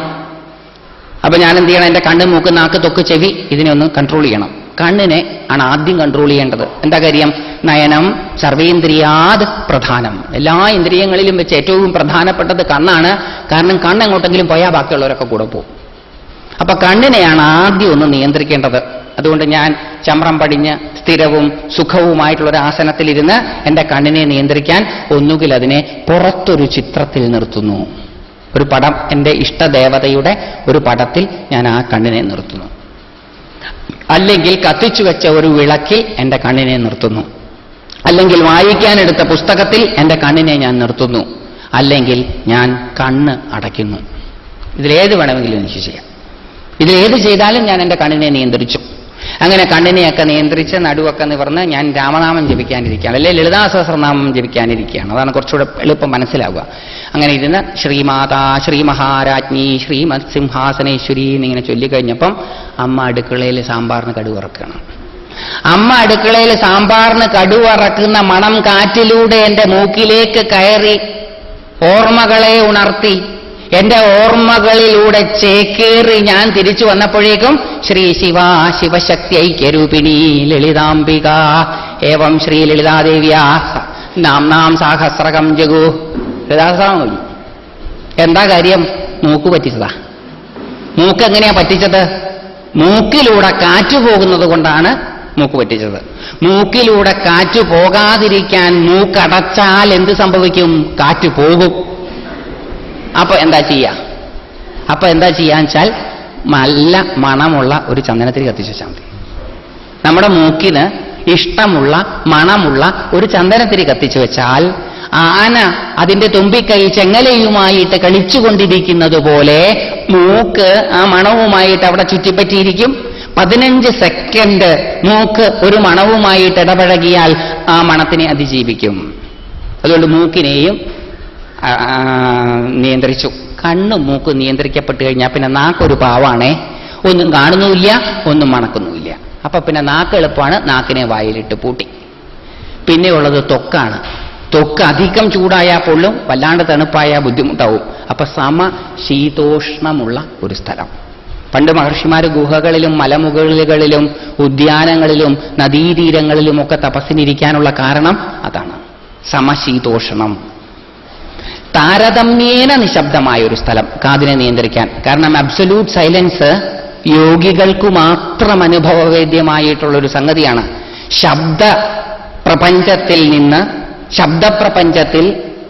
ശബ്ദത്തിൽ നിന്നുണ്ടായ പ്രപഞ്ചത്തിൽ നിശബ്ദത യോഗികൾക്കു മാത്രം അനുഭവവേദ്യമായതുകൊണ്ട് നമുക്ക് താരതമ്യേന നിശബ്ദമായിട്ടുള്ള സ്ഥലത്ത് മാത്രമേ ഇരിക്കാൻ പറ്റുള്ളൂ. അബ്സല്യൂട്ട് സൈലൻസ് നമുക്ക് അനുഭവിക്കാൻ സാധിക്കില്ല ഓർഡിനറി സ്റ്റേറ്റിൽ.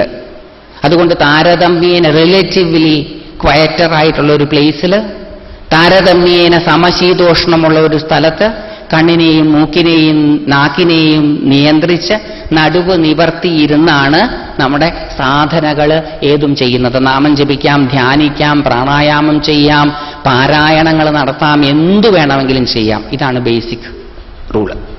അങ്ങനെ ഇരുന്ന് ഈ നാമങ്ങളൊക്കെ ജപിക്കുമ്പോൾ അല്ലെങ്കിൽ ധ്യാനിക്കുമ്പോൾ അല്ലെങ്കിൽ പ്രാണായാമം ചെയ്യുമ്പോൾ, ഗീതയില് പ്രാണായാമം സാധാരണ രീതിയിലുള്ള പൂരക രേചക കുംഭക പ്രാണായാമമല്ല. ഹഠയോഗ പ്രദീപികയിലും മറ്റും പറയുന്ന പൂരക രേചക കുംഭക പ്രാണായാമമല്ല. ശ്വാസം അകത്തേക്കെടുത്ത് പിടിച്ചു വെച്ച് പുറത്തേക്ക് വിടുന്ന തരത്തിലുള്ള പ്രാണായാമങ്ങളല്ല, സൂക്ഷ്മ പ്രാണായാമമാണ്. പ്രാണനെ അപാനനിലും അപാനനെ പ്രാണനിലും ഹോമിക്കുക എന്നുള്ളത് സൂക്ഷ്മ പ്രാണായാമമാണ്. അത് യോഗികളിൽ നിന്ന് പഠിക്കേണ്ടതാണ്. അത് നമുക്ക് വേദികളിൽ നിന്ന് ഉച്ചരിക്കപ്പെടേണ്ടതല്ല. അതുകൊണ്ട് അത് നമുക്ക് എല്ലാവർക്കും ആവശ്യമുള്ളതുമല്ല എന്നുള്ളത് കൊണ്ട് ആ ഭാഗം നമ്മൾ വിടുന്നു. പക്ഷെ അതിന് പകരം എല്ലാവരും ആ പ്രാണായാമം ചെയ്തുകൊള്ളണമെന്നൊന്നുമില്ല. നാമം ജപിക്കാം, ധ്യാനിക്കാം, പലതരത്തിലുള്ള സാധനകൾ ചെയ്യാം. ഏത് സാധനകൾ ചെയ്താലും എന്താ സംഭവിക്കുക എന്ന് നമുക്ക് നോക്കാം. നമ്മുടെ മനസ്സിന് 2 തലം. അതിലൊരു തലം നമ്മൾ അംഗീകരിച്ചത്, അക്സെപ്റ്റഡ് തലം. രണ്ടാമത്തെ തലം നമ്മൾ അംഗീകരിക്കാതെ കിടക്കുന്നത്. നമ്മുടെ ബോധമനസ്സിൽ തന്നെ 2 തലം. അതിലൊരു തലത്തെ നമ്മൾ അംഗീകരിച്ചിട്ടുണ്ട്, ഒരു തലത്തെ നമ്മൾ അംഗീകരിച്ചിട്ടില്ല. അതായത് നമ്മളെ ഓരോരുത്തരെയെ പറ്റിയിട്ടും യാഥാർത്ഥ്യമല്ലാത്ത ഒരു കൽപ്പന നമുക്കുണ്ട്. നമുക്ക് നമ്മളെ പറ്റിയിട്ടുള്ള ധാരണ പലപ്പോഴും അവാസ്തവമാണ്. നമുക്ക് ഓരോരുത്തരും നമ്മളെ പറ്റിയിട്ടുള്ള ധാരണ എപ്പോഴും നല്ലതാണെന്നാണ്, ബാക്കിയുള്ളവനേ ഉള്ളൂ മോശമാണെന്ന അഭിപ്രായം.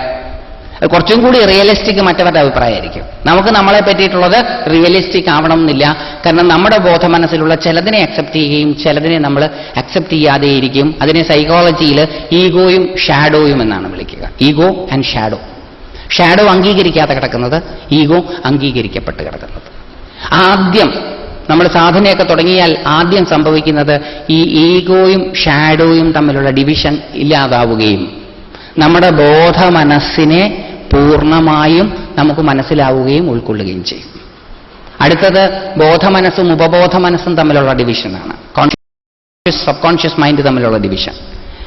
മെഡിറ്റേഷന്റെ നെക്സ്റ്റ് സ്റ്റേജിൽ ഉപബോധ മനസ്സിന്റെയും ബോധമനസ്സിന്റെയും ഡിവിഷൻ ഇല്ലാതെയാവുകയും ഉപബോധ മനസ്സിന്റെ ഉള്ളടക്കങ്ങളെ മുഴുവൻ നമുക്ക് തിരിച്ചറിയാൻ സാധിക്കുകയും ചെയ്യും. വളരെ താമസിച്ചിട്ടാണ്, പെട്ടെന്നൊന്നും സാധിക്കില്ല, കുറേ കാലത്തെ സാധന കൊണ്ട് സംഭവിക്കുന്നതാണ്. സബ് കോൺഷ്യസ് മൈൻഡ് കോൺഷ്യസ് ആയിത്തീരും. അത് കഴിഞ്ഞാലുള്ള ഡിവിഷൻ മൈൻഡും ബോഡിയും തമ്മിലാണ്. അപ്പം മെഡിറ്റേഷന്റെ നെക്സ്റ്റ് സ്റ്റേജ് മൈൻഡും ബോഡിയും തമ്മിലുള്ള ഡിവിഷനെ ഇല്ലാണ്ടാക്കി ഒരു ലിവിങ് ഓർഗനിസമാണ് നമ്മൾ എന്ന അറിവ് നമുക്ക് തരും. ആ സ്റ്റേജ് കഴിഞ്ഞാൽ ലിവിങ് ഓർഗനിസമായ നമ്മളും യൂണിവേഴ്സും തമ്മിലുള്ള division. Next stage body universe തമ്മിലുള്ള ഡിവിഷനെ ഇല്ലാണ്ടാക്കി നമ്മളുടെ കോൺഷ്യസ്നസ് യൂണിവേഴ്സൽ കോൺഷ്യസ്നസ് ആണ് എന്നെത്തും. എബ്രഹാം മാസ്ലോ അവിടം വരെ മാത്രമേ പറഞ്ഞിട്ടുള്ളൂ. അതിനപ്പുറം ഒരു തലവും കൂടിയുണ്ട്. യൂണിവേഴ്സൽ പ്രപഞ്ചബോധവും പ്രപഞ്ചാതീത ബോധവും. പുരുഷസൂക്തം വായിച്ചിട്ടുള്ളവർക്ക് പെട്ടെന്ന് മനസ്സിലാകും. പ്രപഞ്ചമായി പരിണമിച്ചതിന് ശേഷം ആ പരമസത്ത 10 അങ്കുലവും കൂടി ബാക്കി കിടന്നു. അത്യതിഷ്ഠതി ദശാങ്കുലം. പ്രപഞ്ചമായി പരിണമിച്ചതിന് ശേഷം 10 അങ്കുലവും കൂടി ബാക്കി കിടന്നു. ആ ബാക്കി കിടക്കുന്നത് പ്രപഞ്ചാതീതം. പ്രപഞ്ചമായി തീർന്നത് പ്രപഞ്ചാത്മകം. പ്രപഞ്ചാത്മകവും പ്രപഞ്ചാതീതവുമായിട്ടുള്ള ബോധത്തെയാണ് ശിവശക്തി, രാധാകൃഷ്ണ, ലക്ഷ്മി നാരായണ, ശങ്കരനാരായണ സങ്കല്പങ്ങളിലൂടെ മഹർഷീശ്വരന്മാർ വ്യക്തമാക്കുന്നത്. ആ പ്രപഞ്ചാത്മക പ്രപഞ്ചാതീത ബോധവും കൂടി യൂണിഫൈഡ് ആകുമ്പോൾ പരമമായ വിശ്രാന്തിയിൽ നമ്മളെത്തുകയും, അതാണ് ശാന്ത എന്ന അവസ്ഥ, രസം. ആ വിശ്രാന്തിയിലെത്തുകയും ചെയ്യുമ്പോൾ സാധന അവസാനിക്കുന്നു. ഇങ്ങനെ പടിപടിയായിട്ട് നമ്മളെ കൊണ്ടുപോകുവാനുള്ളതാണ് അഭ്യാസയോഗം. ഒറ്റ പ്രാവശ്യം കൊണ്ട് സാധിക്കില്ല, ഒറ്റ ദിവസം കൊണ്ട് സാധിക്കില്ല, ചിലപ്പോൾ ചിലർക്ക് ഒറ്റ ജന്മം കൊണ്ടും സാധിക്കില്ല. ഇങ്ങനെ മമത്വം കൂടാതെ സാധന ചെയ്ത്, മമത്വം കൂടാതെ കർമ്മം ചെയ്ത്, കർമ്മഫലത്തിൽ അധികാരമില്ല എന്ന് തിരിച്ചറിഞ്ഞ് എന്നാലും കർമ്മത്തെ ഉപേക്ഷിക്കാതെ മുന്നോട്ട് പോകുമ്പോൾ, ഈശ്വര സാധനയും കൂടി ചേരുമ്പോൾ 7ാമത്തെ അധ്യായത്തിലെ ശ്ലോകത്തിൽ നമ്മളെത്തും. മത്തഃ പരതരം നാന്യത് കിഞ്ചിതസ്തി ധനഞ്ജയ മയി സർവമിദം പ്രോതം സൂത്രേ മണിഗണാദിവ.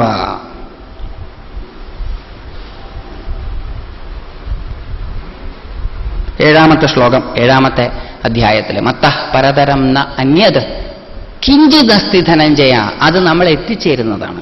കർമ്മം ചെയ്ത് ജീവിച്ചുകൊണ്ടിരിക്കുമ്പോൾ, കർമ്മം ചെയ്യുന്നതിനിടയിൽ കുറച്ചു സമയം ഈശ്വര സാധനയ്ക്കും, ഈ പറഞ്ഞ രീതിയിലുള്ള ഈശ്വര സാധനയ്ക്കും നീക്കിവെച്ചുകൊണ്ട് മമത്വം കൂടാതെ കർമ്മഫലത്തിൽ അധികാരമില്ല എന്ന തിരിച്ചറിവോടുകൂടി കർമ്മം ചെയ്ത് മുന്നോട്ടു പോകുമ്പോൾ ഏതൊരു ജീവനും അനുഭവിക്കുന്നതാണ് മത്തഃ പരതരം ന അന്യത് കിഞ്ചിതസ്തി ധനഞ്ജയ മയി സർവമിദം പ്രോതം സൂത്രേ മണിഗണാദിവ. അവിടെ കവി ധനഞ്ജയൻ എന്നുള്ള വാക്കുപയോഗിച്ചതിന്റെ പിന്നിലും ഒരു വലിയ അർത്ഥമുണ്ട്. ധനഞ്ജയൻ 10 പ്രാണന്മാരിൽ ഒരു പ്രാണനാണ്. ദശപ്രാണന്മാരിൽ ഒരു പ്രാണന്റെ പേര് ധനഞ്ജയൻ എന്നാണ്. ധനഞ്ജയൻ എന്ന പ്രാണന്റെ പ്രവർത്തനം എല്ലാ കോശങ്ങളെയും ഒരുമിച്ച് നിർത്തുക എന്നുള്ളതാണ്. എല്ലാ കോശങ്ങളെയും ഒരുമിച്ച് നിർത്തുന്ന പ്രാണന്റെ പേര് ധനഞ്ജയൻ. ആ ധനഞ്ജയൻ വേർപെട്ടു പോകാനാണ് ശരീരം മരിച്ചു കഴിഞ്ഞാൽ കത്തിച്ചു കളയുന്നത്. ശരീരം കത്തിച്ചു കളയുന്നത് ഈ ധനഞ്ജയനെ വേർപെടുത്താനാണ്. ആ ധനഞ്ജയൻ വേർപെട്ട് കഴിയുമ്പോഴാണ് ദശപ്രാണങ്ങളും വേർപെടുന്നതും ജീവൻ അടുത്ത ജന്മങ്ങളിലേക്ക് ഗമിക്കുന്നതും. അതുകൊണ്ട് ധനഞ്ജയൻ എന്ന് പറഞ്ഞാൽ സർവകോശങ്ങളെയും ഒരുമിപ്പിച്ച് നിർത്തുന്നത്. ആ ശ്ലോകത്തിലെ ധനഞ്ജയൻ എന്നുള്ള വാക്ക് കഴിഞ്ഞാൽ പിന്നെ വരുന്നത് മയി സർവമിദം പ്രോതം സൂത്രേ മണിഗണാദിവ. ഏതിനെ പോലെ? ധനഞ്ജയപ്രാണനാൽ ഒരുമിച്ച് നിർത്തപ്പെട്ട കോശങ്ങളെ പോലെ എന്നാൽ വൈവിധ്യമാർന്ന ഈ പ്രപഞ്ചം മുഴുവനും കോർത്തു നിൽക്കുന്നു. ഞാൻ ഇതിനെ മുഴുവൻ കോർത്തു നിൽക്കുന്നു. മത്തഃ പരതരം അന്യത് കിഞ്ചിതസ്തി ധനഞ്ജയ മയി സർവമിദം പ്രോതം സൂത്രേ മണിഗണാദിവ. ആ അറിവിൽ കുറച്ചു കാലം നിന്ന് കഴിയുമ്പോൾ, ആ അറിവിൽ കുറച്ചു കാലം നിന്ന് കഴിയുമ്പോൾ നമ്മൾ 9ാമത്തെ അധ്യായത്തിലേക്ക് ചെല്ലും. 9ാമത്തെ അധ്യായത്തിലാണ് അനന്യാശ്ചിന്തയന്തോ മാം യേ ജനാഃ പര്യുപാസതേ തേഷാം നിത്യാഭിയുക്താനാം യോഗക്ഷേമം വഹാമ്യഹം. 22ാമത്തെ ശ്ലോകം. അനന്യാശ്ചിന്തയന്തോ മാം യേ ജനാഃ പര്യുപാസതേ തേഷാം നിത്യാഭിയുക്താനാം യോഗക്ഷേമം വഹാമ്യഹം. എന്നിൽ നിന്ന് അന്യമായിട്ട് ഈ പ്രപഞ്ചത്തിൽ ഒന്നും തന്നെ ഇല്ല എന്ന് ഞാൻ മനസ്സിലാക്കി കഴിഞ്ഞാൽ പിന്നെ എന്റെ മനസ്സ് ഏതെങ്കിലും ചിന്തകളിൽ വ്യാപരിക്കുമ്പോൾ അത് ഈശ്വരനിലല്ലാതെ വേറെ എന്തിലെങ്കിലും വ്യാപരിക്കാൻ സാധിക്കുമോ? ഈ കാണുന്ന പ്രപഞ്ചം മുഴുവൻ ഞാൻ ആണ്. മത്തഃ പരതരം നാന്യത്. കൃഷ്ണൻ ആത്മകഥം പറയുന്നതായിട്ട് എടുത്താൽ നമ്മുടെ ഓരോരുത്തരുടെയും ഞാനാണ് കൃഷ്ണൻ പറയുന്ന ഞാൻ. അങ്ങനെ നമ്മൾ ട്രാൻസ്ലേറ്റ് ചെയ്താൽ മത്തഃ പരതരം നാന്യത്. എന്നിൽ നിന്ന് അന്യമായിട്ട് ഈ പ്രപഞ്ചത്തിൽ യാതൊന്നും തന്നെയില്ല. എന്നിൽ നിന്ന് അന്യമായിട്ട് ഈ പ്രപഞ്ചത്തിൽ യാതൊന്നും തന്നെ ഇല്ല എന്ന ബോധം കർമ്മസാധനകളിലൂടെ മുന്നോട്ടു പോയ എനിക്കുണ്ടായിക്കഴിഞ്ഞാൽ പിന്നെ എന്റെ മനസ്സ് എവിടെ നിന്നാലും അത് ഈശ്വരനിൽ മാത്രമേ നിൽക്കൂ.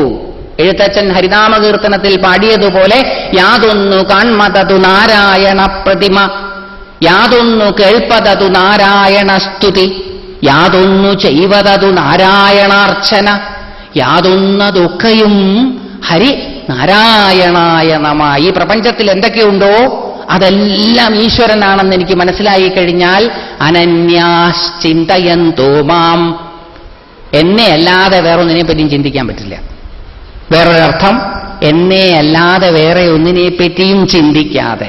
അത് അർജുനന്റെ തലത്തിൽ നിന്നുള്ള അർത്ഥമാണ്. ആദ്യം പറഞ്ഞ അർത്ഥം കൃഷ്ണന്റെ തലത്തിൽ നിന്നുള്ളതാണ്. രണ്ടാമത് പറയുന്ന അർത്ഥം അർജുനന്റെ തലത്തിൽ നിന്നാണ്. എന്നിൽ നിന്ന് അന്യമല്ലാത്ത ഒന്നിനെക്കുറിച്ചും ചിന്തിക്കാതെ എന്നെക്കുറിച്ച് മാത്രം ചിന്തിക്കുന്നവന്റെ യോഗക്ഷേമത്തെ, സുഖസൗഖ്യങ്ങളെ ഞാൻ നോക്കിക്കൊള്ളും. വാക്കാണത്. കൃഷ്ണൻ വാക്ക് തന്നാൽ ഈശ്വരവിശ്വാസികളൊന്നും വിശ്വസിക്കില്ല കേട്ടോ. പക്ഷെ പരസ്യ കമ്പനികൾ വാക്ക് തന്നാൽ ഞങ്ങൾ വിശ്വസിക്കും. അങ്ങനെയാ ഞങ്ങൾ. പരസ്യ കമ്പനികൾ തരുന്ന വാക്കുകൾ കേട്ട് സാധനങ്ങൾ വാങ്ങിക്കുന്നതിനും നഷ്ടം വരുത്തുന്നതിനും ഞങ്ങൾക്കൊരു മടിയൊന്നുമില്ല. പക്ഷെ കൃഷ്ണൻ പറഞ്ഞ വാക്കനുസരിച്ച് ജീവിക്കേണ്ടി വരുമ്പോൾ ഞങ്ങൾക്ക് സംശയം, ഇതൊക്കെ ശരിയായിരിക്കൂ? രണ്ടാമത്തെ ആ ശബ്ദമുള്ളത് എന്തൊരു ഉപകാരമാണെന്നറിയോ? എപ്പോ ഉത്തരം മുട്ടിയാലും പുറപ്പെടുവിക്കാം.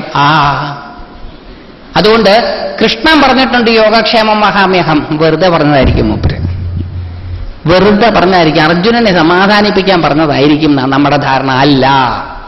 അനന്യാസ്, ആരൊരാളാണോ വേറൊന്നിനെക്കുറിച്ചും ചിന്തിക്കാതെ എന്നെക്കുറിച്ച് മാത്രം ചിന്തിക്കുന്നത്, അയാളുടെ മുഴുവൻ കാര്യവും ഞാൻ നോക്കിക്കൊള്ളാമെന്ന കൃഷ്ണൻ പറഞ്ഞത് അക്ഷരാർത്ഥത്തിൽ സത്യമാണ്. നിങ്ങളുടെ ശ്രദ്ധ ഞാൻ വീണ്ടും വൃന്ദാവനത്തിലേക്ക് ക്ഷണിക്കുകയാണ്. ഈ ഇന്ദ്രാദികളെ ഇങ്ങനെ ആരാധിക്കുന്നത് കണ്ടപ്പോൾ കൃഷ്ണൻ ഒരു കലി. കൃഷ്ണൻ പറഞ്ഞു, ഇങ്ങനെ അവരെ ഇവരെയൊക്കെ വെറുതെ എന്തിനാ നിങ്ങൾ ഇങ്ങനെ ആരാധിക്കുന്നത്? ലോകത്തെ ഏറ്റവും ആദ്യത്തെ വിപ്ലവകാരി ശ്രീകൃഷ്ണ ഭഗവാനാണ്. എസ്റ്റാബ്ലിഷ്ഡ് ആയിട്ടുള്ളതിനെ എതിർക്കുന്നത് വിപ്ലവമാണെങ്കിൽ ആദ്യത്തെ വിപ്ലവകാരി കൃഷ്ണനാണ്. കൃഷ്ണൻ പറഞ്ഞു, ഗോപന്മാരോടും ഗോപികമാരോടും ഒക്കെ വെറുതെ ആവശ്യമില്ലാതെ ഈ ഇന്ദ്രനൊക്കെ കൊടുക്കണോ? നമ്മളെ സഹായിക്കുന്നത് മുഴുവൻ ഈ ഗോവർദ്ധനം എന്നുള്ള പർവ്വതമാണ്. ഈ പർവ്വതത്തെ ആരാധിച്ചാൽ മതി. പർവ്വതത്തെ ആരാധിക്കുക എന്നുള്ളതൊരു പ്രാക് സംസ്കാരമാണ്. പർവ്വതം പവിത്രമാണ് എന്ന ധാരണയിൽ പർവ്വതത്തെ ആരാധിക്കുക എന്നുള്ളതൊരു പ്രാക് സംസ്കാരമാണ്. രമണ മഹർഷി അരുണാചലത്തെ ആരാധിച്ചത് ഓർക്കുക. അരുണാചലം രമണ മഹർഷിയെ സംബന്ധിച്ചിടത്തോളം ശിവന്റെ പ്രത്യക്ഷ ഭാവമാണ്, രൂപമായിരുന്നു. അതുകൊണ്ട് മലകളെ ആരാധിക്കുക എന്നുള്ളതൊരു പ്രാചീന സംസ്കാരമാണ്. കൃഷ്ണൻ പറഞ്ഞു ഗോവർദ്ധനത്തെ ആരാധിച്ചാൽ മതിയെന്ന്. കൃഷ്ണൻ പറഞ്ഞാൽ പിന്നെ അതിന്റെ അപ്പുറം ഗോപികമാർക്കും ഗോപന്മാർക്കും ഇല്ല. അവരന്ന് മുതൽ ഇന്ദ്രന് കൊടുക്കാനുള്ള കോട്ടയൊക്കെ നിർത്തി ഗോവർദ്ധനത്തെ ആരാധിക്കാൻ തുടങ്ങി. ഇന്ദ്രനും നമ്മളും തമ്മിൽ വലിയ വ്യത്യാസമൊന്നും ഇല്ല എന്നാ തോന്നുന്നത്. കിട്ടുന്ന കപ്പം നിന്നപ്പം ദേഷ്യം വന്നു. ദേഷ്യം വന്നപ്പം മഴ പെയ്യിച്ചു വെള്ളപ്പൊക്കം ഉണ്ടാക്കി. എന്തൊരു കാര്യമെന്നല്ല ആലോചിച്ച് നോക്കണേ. നമ്മൾ ഇവരെയൊക്കെയാണ് ആരാധിക്കുന്നത്. എന്നിട്ട് വെള്ളപ്പൊക്കം ഉണ്ടാക്കിയപ്പം പാവങ്ങൾ വെള്ളത്തിൽ മുങ്ങിപ്പോകുന്നായി. കൃഷ്ണനെ ഒട്ട് കാണാനുമില്ല. വാക്കൊക്കെ പറഞ്ഞു ഗോവർദ്ധനത്തിനെ ആരാധിച്ചാൽ മതി എന്നൊക്കെ പറഞ്ഞു പോയ ആളെ മഷിയിട്ട് നോക്കിയിട്ട് അവിടെ കാണാനില്ല. അങ്ങനെ ഏകദേശം മുങ്ങില്ലയോ എന്നൊക്കെ നിലയായപ്പോൾ ഉണ്ടാവുന്നു മൂപ്പര് വന്നിട്ട് എന്ത് ചെയ്തു? ആ ഗോവർദ്ധനത്തെ തന്റെ ചെറുവിരലിൽ ഉയർത്തിപ്പിടിച്ച് തന്നിൽ വിശ്വാസമർപ്പിച്ച തന്റെ ഗോപികമാരെയും ഗോപന്മാരെയും ഗോക്കളെയും രക്ഷിച്ചു. അനന്യാശ്ചിന്തയന്തോ മാം യേ ജനാഃ പര്യുപാസതേ തേഷാം നിത്യാഭിയുക്താനാം യോഗക്ഷേമം വഹാമ്യഹം. ചെയ്ത കാര്യമായി പറയണേ. ചെയ്തതിന് തെളിവുമുണ്ട്, പരസ്യം പോലെയല്ല. ഇതിനു മുമ്പ് അങ്ങനെ സംഭവിച്ചിട്ടുണ്ടോ എന്ന് ചോദിച്ചാൽ പിന്നെ അവരെയും കാണുകയില്ല. പക്ഷെ ഇത് പരസ്യ കമ്പനിയുടെ പരസ്യമല്ല, കൃഷ്ണന്റെ വാക്കാണ്. വൃന്ദാവനത്തിൽ ഇതിനു മുമ്പ് ചെയ്തു കാണിച്ചതാണ്. അനന്യാശ്ചിന്തയന്തോമ്പാം, വേറെ ഒന്നിനെ കുറിച്ചും ചിന്തിക്കാതെ തന്നെക്കുറിച്ച് മാത്രം ചിന്തിക്കുന്നവരുടെ യോഗക്ഷേമങ്ങൾ വഹിച്ചുകൊള്ളും. ഏതൊരാൾക്കാണ് വേറൊന്നിനെക്കുറിച്ചും ചിന്തിക്കാതെ ഭഗവാനെക്കുറിച്ച് മാത്രം ചിന്തിക്കാൻ സാധിക്കുക? മത്തഃ പരതരം നാന്യത് കിഞ്ചിതസ്തി ധനഞ്ജയ മയി സർവമിതം പ്രോതം സൂത്രേ മണിഗണാദിവ എന്ന ബോധത്തിലേക്ക് എത്തി നിൽക്കുന്നയാൾക്ക്. ആർക്കാണ് ആ ബോധത്തിൽ എത്തി നിൽക്കാൻ സാധിക്കുക? മമത്വത്തെ കൂടാതെ കർമ്മഫലത്തിൽ അധികാരമില്ല എന്ന് തിരിച്ചറിഞ്ഞുകൊണ്ട് കർമ്മകുശലതയോടുകൂടി ഉപാസനയോടുകൂടി ജീവിക്കുന്ന ഒരാൾക്ക്. അങ്ങനത്തെ ഒരാൾക്ക് ഭഗവാനിൽ ആശ്രയം സ്വാഭാവികമായിട്ടും വരും. ഈ പ്രപഞ്ചത്തിൽ തന്നിൽ നിന്ന് വേറിട്ടതായിട്ടൊന്നുമില്ല എന്ന് മനസ്സിലായി കഴിഞ്ഞാൽ, ഈശ്വരൻ മാത്രമേ ഉള്ളൂ എന്ന് മനസ്സിലായി കഴിഞ്ഞാൽ പിന്നെ മനസ്സ് വേറെ ഒന്നിലേക്കും ചലിക്കുകയില്ല. ജീവിതാനുഭവങ്ങളിൽ നിന്നും ഈ അറിവിലേക്ക് നമ്മൾ തിരിച്ചെത്തും. നമ്മുടെ ജീവിതത്തെ നിയന്ത്രിക്കുന്ന അദൃശ്യ ഹസ്തങ്ങൾ ഈശ്വരന്റേതാണ് എന്നും ഈശ്വരഹസ്തങ്ങളുടെ പ്രവർത്തനം കൊണ്ടാണ് പ്രപഞ്ചത്തിലെല്ലാം സംഭവിക്കുന്നത് എന്നും തിരിച്ചറിയുമ്പോൾ നമ്മളും ഇതേപോലെ ഈശ്വരനെ ആശ്രയിക്കും. അനന്യാശ്ചിന്തയന്തോ മാം. വേറൊന്നിനെ കുറിച്ചും വാസ്തവത്തിൽ ചിന്തിച്ചിട്ടും കാര്യമൊന്നുമില്ല. ഈശ്വരനെ അല്ലാതെ വേറെ ഒന്നിനെയും ആശ്രയിച്ചിട്ട് കാര്യമില്ല എന്ന് മനസ്സിലാകുന്നത് കാര്യം സാധിക്കുവാൻ വേണ്ടിയിട്ട് അനവധി പ്രാവശ്യം ഈശ്വരൻ ഒഴിച്ചുള്ളതിനെയെല്ലാം ആശ്രയിച്ച് കഴിഞ്ഞവരാണ് പലപ്പോഴും. ആശ്രയിച്ചിട്ടൊന്നും കാര്യം നടക്കുന്നില്ല. അപ്പോൾ ഈശ്വരനെ താനെ ആശ്രയിക്കും. അങ്ങനെ അനന്യാശ്ചിന്തയന്തോ മാം യേ ജനാഃ പര്യുപാസതേ തേഷാം നിത്യാഭിയുക്താനാം യോഗക്ഷേമം വഹാമ്യഹം എന്ന അറിവിലൂടെ കുറച്ചു കാലം സഞ്ചരിച്ചു കഴിയുമ്പോൾ 11-ാം അധ്യായത്തിലെ 33-ാമത്തെ ശ്ലോകത്തിൽ നമ്മളെത്തും. 11-ാം അധ്യായത്തിലെ 33-ാമത്തെ ശ്ലോകം കൃഷ്ണൻ അർജുനനോട് പറയുകയാണ്. തസ്മാത് ത്വമുത്തിഷ്ഠ യശോ ലഭസ്വ ജിത്വാ ശത്രൂൻ ഭുങ്ക്ഷ്വ രാജ്യം സമൃദ്ധം മയൈവൈതേ നിഹതാഃ പൂർവമേവ നിമിത്തമാത്രം ഭവ സവ്യസാചിൻ. അവിടെ എത്തുമ്പോഴത്തേക്കും ആ സറണ്ടർ അതിന്റെ പൂർണ്ണതയിലെത്തി. ജീവിത അനുഭവങ്ങളിലൂടെ ഊറിവന്ന തിരിച്ചറിവ് വരുത്തിയ സമർപ്പണം. ആ സമർപ്പണം ഈ അറിവിലേക്ക് എത്തിക്കുന്നു. അപ്പൊ കൃഷ്ണ അർജുനനോട് പറയുകയാണ്, തസ്മാത് ത്വം ഉത്തിഷ്ഠ, അതിനാൽ നീ എഴുന്നേറ്റാലും, യശോ ലഭസ്വ, യശസ്സിനെ ലഭിച്ചാലും സ്വീകരിച്ചാലും, ജിത്വാ ശത്രൂൻ, ശത്രുവിനെ ജയിച്ചാലും, ഭുങ്ക്ഷ്വ രാജ്യം സമൃദ്ധം, സമൃദ്ധമായ ഈ രാജ്യത്തെ അനുഭവിച്ചാലും. എന്തെന്നാൽ മയൈവൈതേ നിഹതാഃ പൂർവമേവ, എന്നാൽ ഇവരെല്ലാം നേരത്തെ ഹനിക്കപ്പെട്ടവരാണ്. ഈ വസ്തുത ശ്രീകൃഷ്ണ ഭഗവാന് നേരത്തെ അറിയാമായിരുന്നു എന്നുള്ളത് കൊണ്ടാണ് 2-ാം അധ്യായത്തിലെ 11-ാമത്തെ ശ്ലോകത്തിൽ അർജുനനോട് കൃഷ്ണൻ പറയുന്നത് അശോച്യാനന്വശോചത്വം. നീ ആരെക്കുറിച്ചാണോ ദുഃഖിക്കുന്നതല്ലയോ അർജുന, അവർ വാസ്തവത്തിൽ നിന്നാൽ ദുഃഖിക്കപ്പെടേണ്ടവരല്ല. നീ എന്തിനാ അവരെക്കുറിച്ച് ദുഃഖിക്കുന്നത്? നിനക്കവരെ കൊല്ലേണ്ടി വരുമല്ലോ എന്നുള്ള ചിന്തയല്ലേ. വാസ്തവത്തിൽ നിനക്കവരെ കൊല്ലേണ്ടി വരില്ല. കാരണം മയൈവൈതേ നിഹതാഃ പൂർവമേവ, അവരെല്ലാവരും എന്നാൽ നേരത്തെ കൊല്ലപ്പെട്ടവരാണ് എന്ന് ഞാൻ അറിയുന്നത് കൊണ്ടല്ലയോ അർജുന, നീ ആരെക്കുറിച്ചിട്ടാണോ ദുഃഖിക്കുന്നത് അവരെക്കുറിച്ച് നീ ദുഃഖിക്കേണ്ട. അത് നീ ദുഃഖിക്കേണ്ട ആവശ്യമില്ല. അപ്പൊ നാച്ചുറലായിട്ടും നമ്മൾ ദുഃഖിച്ചിരിക്കുന്ന സമയത്ത് ഒരാൾ വന്ന് നമ്മളോട് പറയുകയാണ്, നിങ്ങളിങ്ങനെ ദുഃഖിക്കുന്നത് വെറുതെയാണ്, വാസ്തവത്തിൽ നിങ്ങൾ ദുഃഖിക്കേണ്ടതല്ല എന്ന് പറഞ്ഞാൽ നമ്മുടെ നാച്ചുറൽ റിയാക്ഷൻ എന്തായിരിക്കും? ഉടൻ ചോദിക്കും അതെന്താ കാര്യം എന്ന്. അങ്ങനെ അതെന്താ കാര്യമെന്ന് ചോദിക്കുവാനും മറ്റുള്ള കാര്യങ്ങളെക്കുറിച്ച് പറഞ്ഞു കൊടുക്കുവാനും വേണ്ടി എക്സ്പേർട്ട് ടീച്ചറായിട്ടുള്ള ശ്രീകൃഷ്ണ ഭഗവാൻ ഉപയോഗിച്ച ടെക്നീക്കാണ് അശോച്യാനന്വശോചത്വം. നീ ദുഃഖിക്കേണ്ട ആവശ്യമില്ല അല്ലയോ അർജുന. കാരണം എന്തുകൊണ്ട്? അത് 11-ാം അധ്യായത്തിലാണ് വെളിപ്പെടുത്തുന്നത്. മയൈവൈതേ നിഹതാഃ പൂർവമേവ, എന്നാൽ ഇവർ നേരത്തെ കൊല്ലപ്പെട്ടവരാണ്. എന്നാൽ ഇവര് നേരത്തെ കൊല്ലപ്പെട്ടവരായതുകൊണ്ടല്ലയോ അർജുന വിഷാദത്തിൽ നിന്ന് വിടുതൽ വാങ്ങി എഴുന്നേറ്റ് നിന്ന് യശസ്സിനെ സ്വീകരിച്ചാലും ശത്രുക്കളെ ജയിച്ചാലും രാജ്യത്തെ, സമൃദ്ധമായ രാജ്യത്തെ അനുഭവിച്ചാലും നിമിത്തമാത്രം ഭവ സവ്യസാചിൻ. എന്റെ കയ്യിലെ ഒരു ഉപകരണം മാത്രമായി തീരൂ അല്ലയോ അർജുന.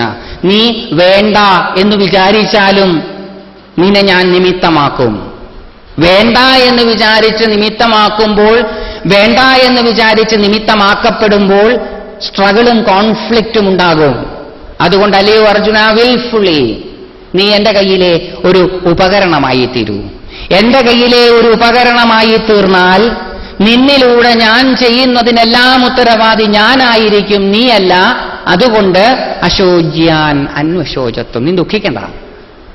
നീ ദുഃഖിക്കേണ്ടത് നീയാ ചെയ്യുന്നതെങ്കിലാണ്. നീയല്ല ചെയ്യുന്നത്, ഞാനാണ് ചെയ്യുന്നത്. നിമിത്തമാത്രം ഭവസവ്യസാചിൻ.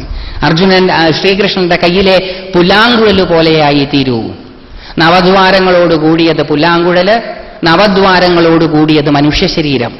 മനുഷ്യ ശരീരമാകുന്ന പുല്ലാങ്കുഴൽ ഈശ്വരന്റെ ചുണ്ടോടടുപ്പിച്ച് വെച്ച് ഈശ്വര ശ്വാസം അതിലൂടെ വിടുമ്പോൾ ഉതിർക്കപ്പെടുന്ന രാഗം ചിലപ്പോൾ വഴക്കുണ്ടാക്കുന്ന വരാളിയാകാം, ചിലപ്പോൾ ആഹാരം കിട്ടാത്ത ആഹരിയാകാം, ചിലപ്പോൾ ദുഃഖമുണ്ടാക്കുന്ന മുഖാരിയാകാം, ചിലപ്പോൾ ശൃംഗാരരസമുണർത്തുന്ന ആനന്ദഭൈരവിയാകാം, ചിലപ്പോൾ വീരരസമുണർത്തുന്ന ബിലഹരിയാകാം, ചിലപ്പോൾ അവതാളവും ആകാം. ഏതായാലും പട്ടിണി കിടന്നാലും, ദുഃഖമുണ്ടായാലും, വഴക്കുണ്ടാക്കിയാലും, ശൃംഗാരരസം അനുഭവിച്ചാലും, വീരനായാലും, അപസ്വരങ്ങളോടുകൂടിയതായാലും ഈശ്വരന്റെ ചുണ്ടോടടുപ്പിച്ചു നിൽക്കുന്ന മുരളികയെ ആരും കുറ്റം പറയുകയില്ല. ഓടക്കുഴലിനെ ആരും ചീത്ത പറയുകയില്ല. ഈ ഓടക്കുഴൽ എന്തൊരു രാഗായി ഉതിർക്കുന്നത് എന്ന് ആരും പറയില്ല. ചീത്ത മുഴുവൻ വായിക്കുന്നവനുള്ളതാണ്. ഭഗവാന്റെ കയ്യിലെ നിമിത്തമായി കഴിഞ്ഞാൽ നന്മതിന്മകൾക്ക് പരിപൂർണ ഉത്തരവാദി ഈശ്വരനാണ്. നമ്മൾ സ്വതന്ത്രരാണ്, നമുക്ക് ഉത്തരവാദിത്വമൊന്നുമില്ല. അതുകൊണ്ട് എന്താ കാര്യം? ഞാൻ ജഗതീശ്വരന്റെ കയ്യിലെ മുരളികയാണ്. എന്നെ അരക്കെട്ടിൽ തിരുകണോ, കയ്യിലെടുത്തു വെച്ച് വായിക്കണോ, എന്നിലൂടെ വായിക്കുന്ന രാഗം എന്തായിരിക്കണം എന്നൊക്കെ തീരുമാനിക്കുന്നത് സർവേശ്വരനാണ്. ആ സർവേശ്വരന്റെ കയ്യിലെ ഒരു ഉപകരണമാണ് ഞാൻ. എങ്ങനെ അത് മനസ്സിലാകുന്നു? ഭഗവത്ഗീത കാണിച്ചു തന്ന ജീവിത രീതിയിലൂടെ, മഹർഷീശ്വരന്മാർ വിഭാവനം ചെയ്ത ജീവിത രീതിയിലൂടെ ഞാൻ മുന്നോട്ട് പോകുമ്പോൾ അതാണ് ഏറ്റവും പ്രായോഗികമായ ജീവിത രീതി. അതാണ് മനുഷ്യന് സുഖമുണ്ടാക്കുന്ന ജീവിത രീതി. ആ ജീവിത രീതിയിലൂടെ ഞാൻ മുന്നോട്ട് പതുക്കെ കടന്നു പോകുമ്പോൾ എനിക്ക് മനസ്സിലാകുന്നു ഞാൻ ഭഗവാന്റെ കയ്യിലെ ഒരു നിമിത്തം മാത്രമാണ്. ഭഗവാന്റെ കയ്യിലെ നിമിത്തമായി തീർന്നാൽ ജീവിതത്തിൽ പരാജയമുണ്ടാവുകയില്ല. അതെങ്ങനെയാ നമുക്കറിയാം? ആയി നോക്കുക.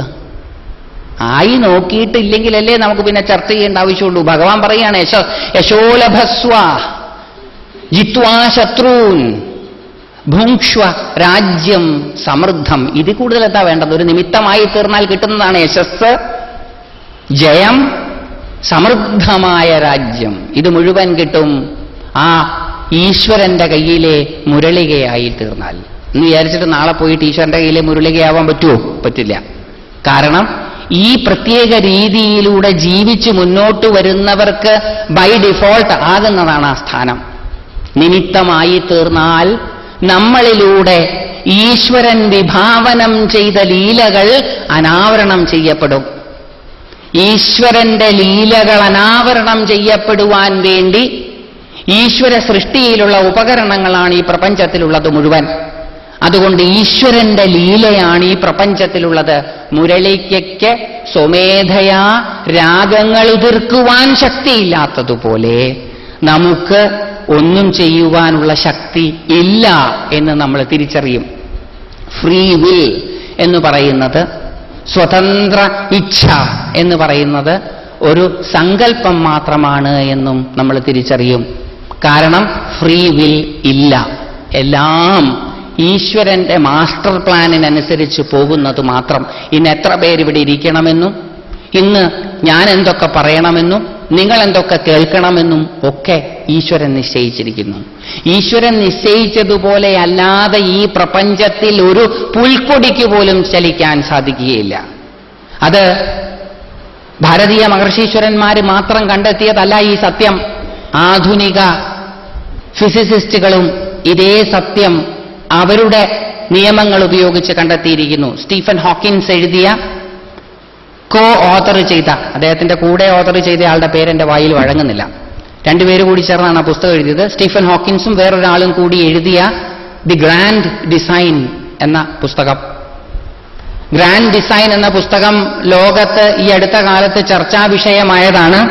കാരണം അതിൽ അദ്ദേഹം പറഞ്ഞു, പ്രപഞ്ചത്തിന്റെ ഉൽപ്പത്തി വിശദീകരിക്കാൻ ഈശ്വരന്റെ ആവശ്യമില്ല എന്ന്.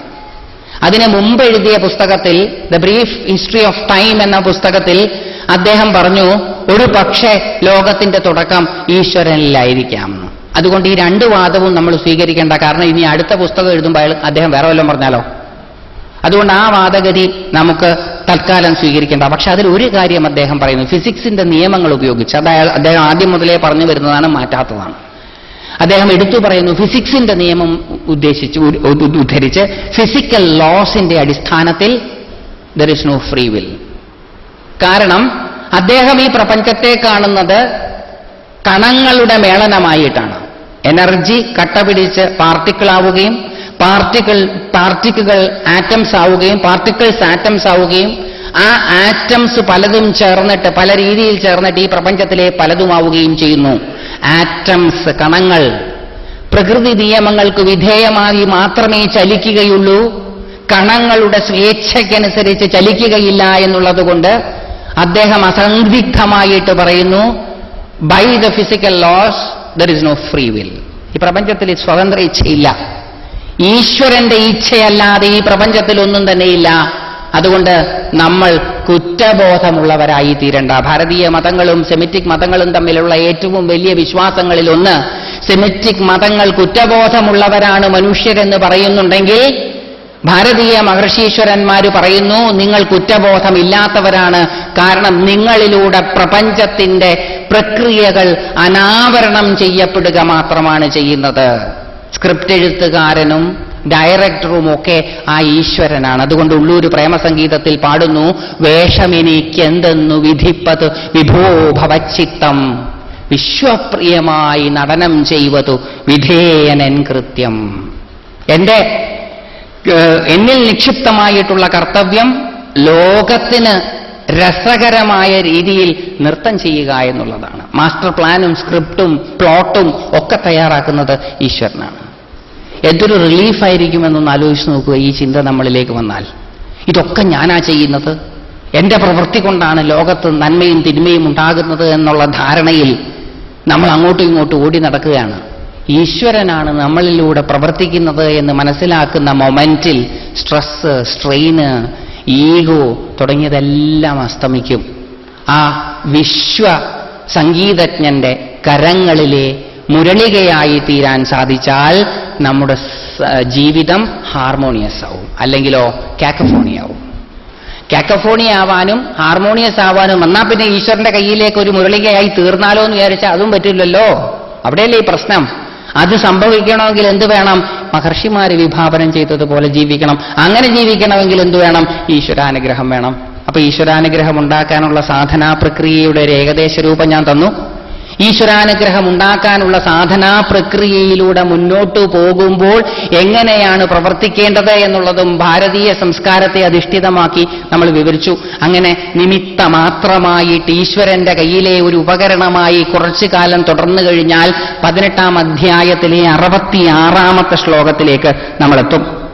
18-ാം അധ്യായത്തിലെ 66-ാമത്തെ ശ്ലോകത്തില് ഭഗവാൻ കൃഷ്ണൻ അർജുനനോട് പറയുകയാണ്, സർവധർമാൻ പരിത്യജ്യ മാം ഏകം ശരണം വ്രജ അഹം ത്വാ സർവപാപേഭ്യോ മോക്ഷയിഷ്യാമി മാ ശുച. സർവധർമാൻ പരിത്യജ്യ, സർവധർമ്മങ്ങളെയും പരിത്യജിക്കാനാണ് പറയുന്നത്. സർവ അധർമ്മങ്ങളെയും പരിത്യജിക്കാനല്ല പറഞ്ഞത്. ഇതുവരെ നമ്മൾ പറഞ്ഞത് മുഴുവൻ ധർമ്മമാണ്. ഇപ്പൊ കൃഷ്ണൻ പറയുകയാണ് ധർമ്മത്തെയും ഉപേക്ഷിക്കണം. സർവധർമ്മങ്ങളെയും പരിത്യജിച്ച് ധർമ്മപരിത്യാഗത്തിലൂടെ പാപമുണ്ടാകും. പാപം ദുഃഖത്തിന് കാരണമാകും. ഭഗവാൻ പറയുന്നു സർവധർമ്മങ്ങളെയും പരിത്യജിച്ച് ഏകനായി നിൽക്കുന്ന, ഏകനാണ് അദ്ദേഹം. അദ്ദേഹം 7ാമത്തെ അധ്യായത്തിൽ നമുക്ക് വെളിപ്പെടുത്തി തന്നു, മത്തഃ പരതരം ന അന്യത്. ഏകനാണ് അദ്ദേഹം. ആ ഏകനായിട്ടുള്ള അദ്ദേഹത്തിൽ ശരണം പ്രാപിക്കുക. ശരണം പ്രാപിച്ചാൽ സർവധർമ്മങ്ങളെയും, ധർമ്മം എന്നുള്ള വാക്കിന് സ്വഭാവം എന്നൊരർത്ഥമുണ്ട്, സർവ സ്വഭാവങ്ങളെയും, നല്ലതും ചീത്തയുമായിട്ടുള്ള സർവ സ്വഭാവങ്ങളെയും ഉപേക്ഷിച്ച് ഏകനായിരിക്കുന്ന ഈശ്വരനെ ശരണം പ്രാപിച്ചാൽ അഹം ത്വാ സർവപാപേഭ്യോ മോക്ഷയിഷ്യാമി മാ ശുച, ഞാൻ ധർമ്മത്യാഗത്തിലൂടെ ഉണ്ടാകുന്ന പാപത്തിൽ നിന്ന് നിന്നെ മോചിപ്പിച്ചുകൊള്ളാം, ദുഃഖിക്കേണ്ട. ഇപ്പൊ ധർമ്മത്തെയും പരിത്യജിക്കണം. ധർമ്മത്തെ പരിത്യജിക്കണമെന്നുണ്ടെങ്കിൽ ഈശ്വരന്റെ കയ്യിലെ നിമിത്തമായി തീരണം.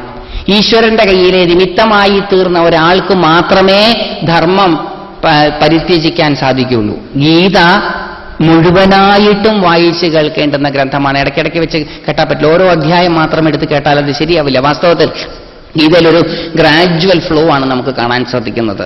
മെറ്റീരിയലായിട്ട് സാധാരണ ലോകത്ത് ജീവിക്കുന്നതിൽ തുടങ്ങി പടിയായിട്ട് ആ ജീവിതത്തിലൂടെ നമ്മളെ ഉയർത്തി, ജീവിതത്തെ ഉപേക്ഷിച്ചിട്ടല്ല, ജീവിതത്തിലൂടെ നമ്മളെ ഉയർത്തി പതുക്കെ ഭഗവാൻ അവസാനം പറയുകയാണ്, സർവധർമാൻ പരിത്യജ്യ, എല്ലാത്തിനും നീ വലിച്ചെറിഞ്ഞു, എന്നെ മാത്രം അഭയം പ്രാപിച്ചു.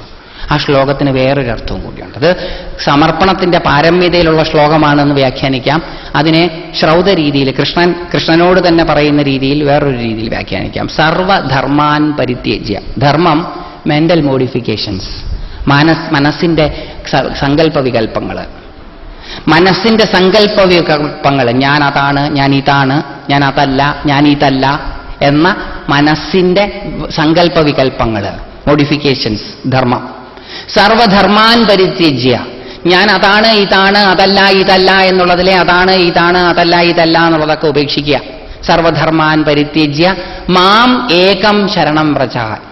ഏകനായി നിൽക്കുന്ന, മോഡിഫിക്കേഷൻസ് ഒന്നും കൂടാതെ നിൽക്കുന്ന, വികല്പങ്ങളൊന്നും കൂടാതെ നിൽക്കുന്ന എന്നെ ധ്യാനിക്കുക. ധ്യാനിച്ചാൽ അഹം, ഐ കോൺഷ്യസ്നസ്, ആ ഐ കോൺഷ്യസ്നസ് സർവ പാപേഭ്യോ മോക്ഷയിഷ്യാമി മാ ശുച, സർവ പാപങ്ങളിൽ നിന്നും മോചിപ്പിക്കും. എന്താ പാപം? ഈശ്വരനിൽ നിന്ന് ഉള്ള അകൽച്ച പാപം. ഈശ്വരനിൽ നിന്ന് അകലുന്നത് കൊണ്ട് ദുഃഖം. അതുകൊണ്ട് ഈശ്വരനോട് അടുക്കുംതോറും പുണ്യം, ഈശ്വരനായിത്തീരുന്നത് സുഖം. അതുകൊണ്ട് ഞാൻ അതാണ്, ഞാൻ ഇതാണ്, ഞാൻ അതല്ല, ഞാൻ ഇതല്ല എന്നതിലെ മെന്റൽ മോഡിഫിക്കേഷൻസ്, അതാണ് ഇതാണ് അതല്ല ഇതല്ല എന്നുള്ളതിനെയൊക്കെ ത്യജിക്കുക, ഇല്ലാണ്ടാക്കുക. എന്നിട്ട് ഏകമായി നിൽക്കുന്ന, വികല്പങ്ങളൊന്നും കൂടാതെ, മോഡിഫിക്കേഷൻസ് ഒന്നും കൂടാതെ ഏകമായി നിൽക്കുന്ന ഞാൻ എന്ന ബോധത്തെ ധ്യാന വിഷയമാക്കുക, ശരണം പ്രാപിക്കുക. അപ്പോൾ എന്ത് സംഭവിക്കും? അഹം, ഐ കോൺഷ്യസ്നസ് എല്ലാ ദുഃഖങ്ങളിൽ നിന്നും മോചിപ്പിക്കുകയും സുഖത്തെ തരികയും ചെയ്യും. ശ്രീ നിസർഗദത്ത് മഹാരാജ് ബോംബെയിൽ ജീവിച്ചിരുന്ന, ബോംബെ ചോപ്പടികളിൽ ജീവിച്ചിരുന്ന നാഥ സമ്പ്രദായിയായിരുന്ന നിസർഗദത്ത് മഹാരാജ്, അദ്ദേഹത്തിന്റെ മറാഠിയിലുള്ള ഭാഷണങ്ങൾ മോറീസ് ഫ്രീഡ്മാൻ ഇംഗ്ലീഷിലേക്ക് ട്രാൻസ്ലേറ്റ് ചെയ്ത് ഐ ആം ദാറ്റ് എന്നുള്ള പുസ്തകമായിട്ട് പബ്ലിഷ് ചെയ്തിട്ടുണ്ട്. ആ പുസ്തകത്തിന് ശേഷം വിശ്വവിഖ്യാതനായ ശ്രീ നിസർഗദത്ത് മഹാരാജിന്റെ സാധന ഇതാണ്. അദ്ദേഹം ആരവിടെ ചെന്നാലും പറയുന്നത് ഞാൻ എന്ന ബോധത്തിൽ ധ്യാനിക്കുക. ഞാൻ എന്ന ബോധത്തെ, ഐ ആം എന്ന ആ ബോധത്തെ, ഞാൻ എന്ന ആ കോൺഷ്യസ്നെസ്സിനെ, അല്പബോധമാണത്, ആ അല്പബോധത്തെ ധ്യാന വിഷയമാക്കുക. എളുപ്പമല്ല അത്. ഞാൻ എന്നുള്ള ബോധത്തിലേക്ക് നമ്മുടെ ബോധത്തെ കൊണ്ടുവരുമ്പം കുറച്ചു നേരം കഴിഞ്ഞാൽ അത് വിട്ടുപോകും. അത് അഭ്യാസേണ തു കൗന്ദേയ. കൃഷ്ണനോട് അർജുനൻ പറയുകയാണ്, ഇതൊന്നും അത്ര എളുപ്പമല്ലല്ലോ അർജുന. കൃഷ്ണ, ഇതൊക്കെ കേൾക്കുമ്പം വളരെ രസമൊക്കെ ഉണ്ട്, പക്ഷെ ചെയ്യാൻ എളുപ്പമല്ലല്ലോ എന്ന് പറയുമ്പം കൃഷ്ണൻ പറയുന്ന ഒരു ഭാഗമുണ്ട്. വാസ്തവമാണ് അർജുന, കേൾക്കുമ്പോൾ രസമുള്ളതാണെങ്കിലും ചെയ്യാൻ പ്രയാസമുള്ളതാണിത്. അതുകൊണ്ട് അഭ്യാസേണ തു കൗന്ദേയ, പ്രാക്ടീസ് കൊണ്ട് മാത്രമേ ഇതിലെത്തിച്ചേരുകയുള്ളൂ. ഒറ്റ ദിവസം കൊണ്ടൊന്നും ഇതിലെത്തിച്ചേരുകയില്ല. അതുകൊണ്ട് തന്നെ തന്ത്രശാസ്ത്രത്തിലും പരമമായ പദപ്രാപ്തിയെക്കുറിച്ച് പറയുമ്പോൾ പറയുന്നു, ന അല്പതപസഫലം. അല്പതപസ്വികൾക്ക്, കുറച്ചു കാലത്തെ മാത്രം തപസ് ചെയ്യുന്നവർക്ക് കിട്ടുന്നതല്ല ഈ പരമമായ ഫലം. ആ പരമമായ ഫലം നമുക്ക് കിട്ടാൻ നിരന്തരമായിട്ടുള്ള അഭ്യാസങ്ങൾ വേണം, നിരന്തരമായിട്ടുള്ള പരിശീലനം വേണം. നിരന്തരമായ പരിശീലനം കൊണ്ട് എന്റെ വികല്പങ്ങളെ മുഴുവൻ ഒഴിവാക്കി ഞാനെന്ന ബോധത്തിൽ ഞാൻ നിന്നാൽ, ആ ഞാൻ എന്നുള്ള ബോധം, അതാരുടെ ബോധം? അത് വാസ്തവത്തിൽ ആരാണ് ഈ അല്പമായ ബോധമായി തീർന്നത്? പരമമായത്. സകാമയതേ ബഹുസ്യാം പ്രജായതേ. അതാഗ്രഹിച്ചു പലതാകാൻ. അത് പലതാകാൻ ആഗ്രഹിച്ചപ്പോൾ അതല്ലാതെ വേറെയൊന്നും ഉണ്ടായിരുന്നില്ല. അപ്പോൾ അതല്ലാതെ വേറെയൊന്നുമില്ലാതിരുന്ന സമയത്ത് അത് പലതാകാൻ ആഗ്രഹിച്ചപ്പോൾ പലതായത് എന്താ? അതാണ്. അതുകൊണ്ട് ഈ പലത് മുഴുവൻ അതാണ്. അതുകൊണ്ട് അതല്ലാതെ ഈ പ്രപഞ്ചത്തിൽ യാതൊന്നുമില്ല.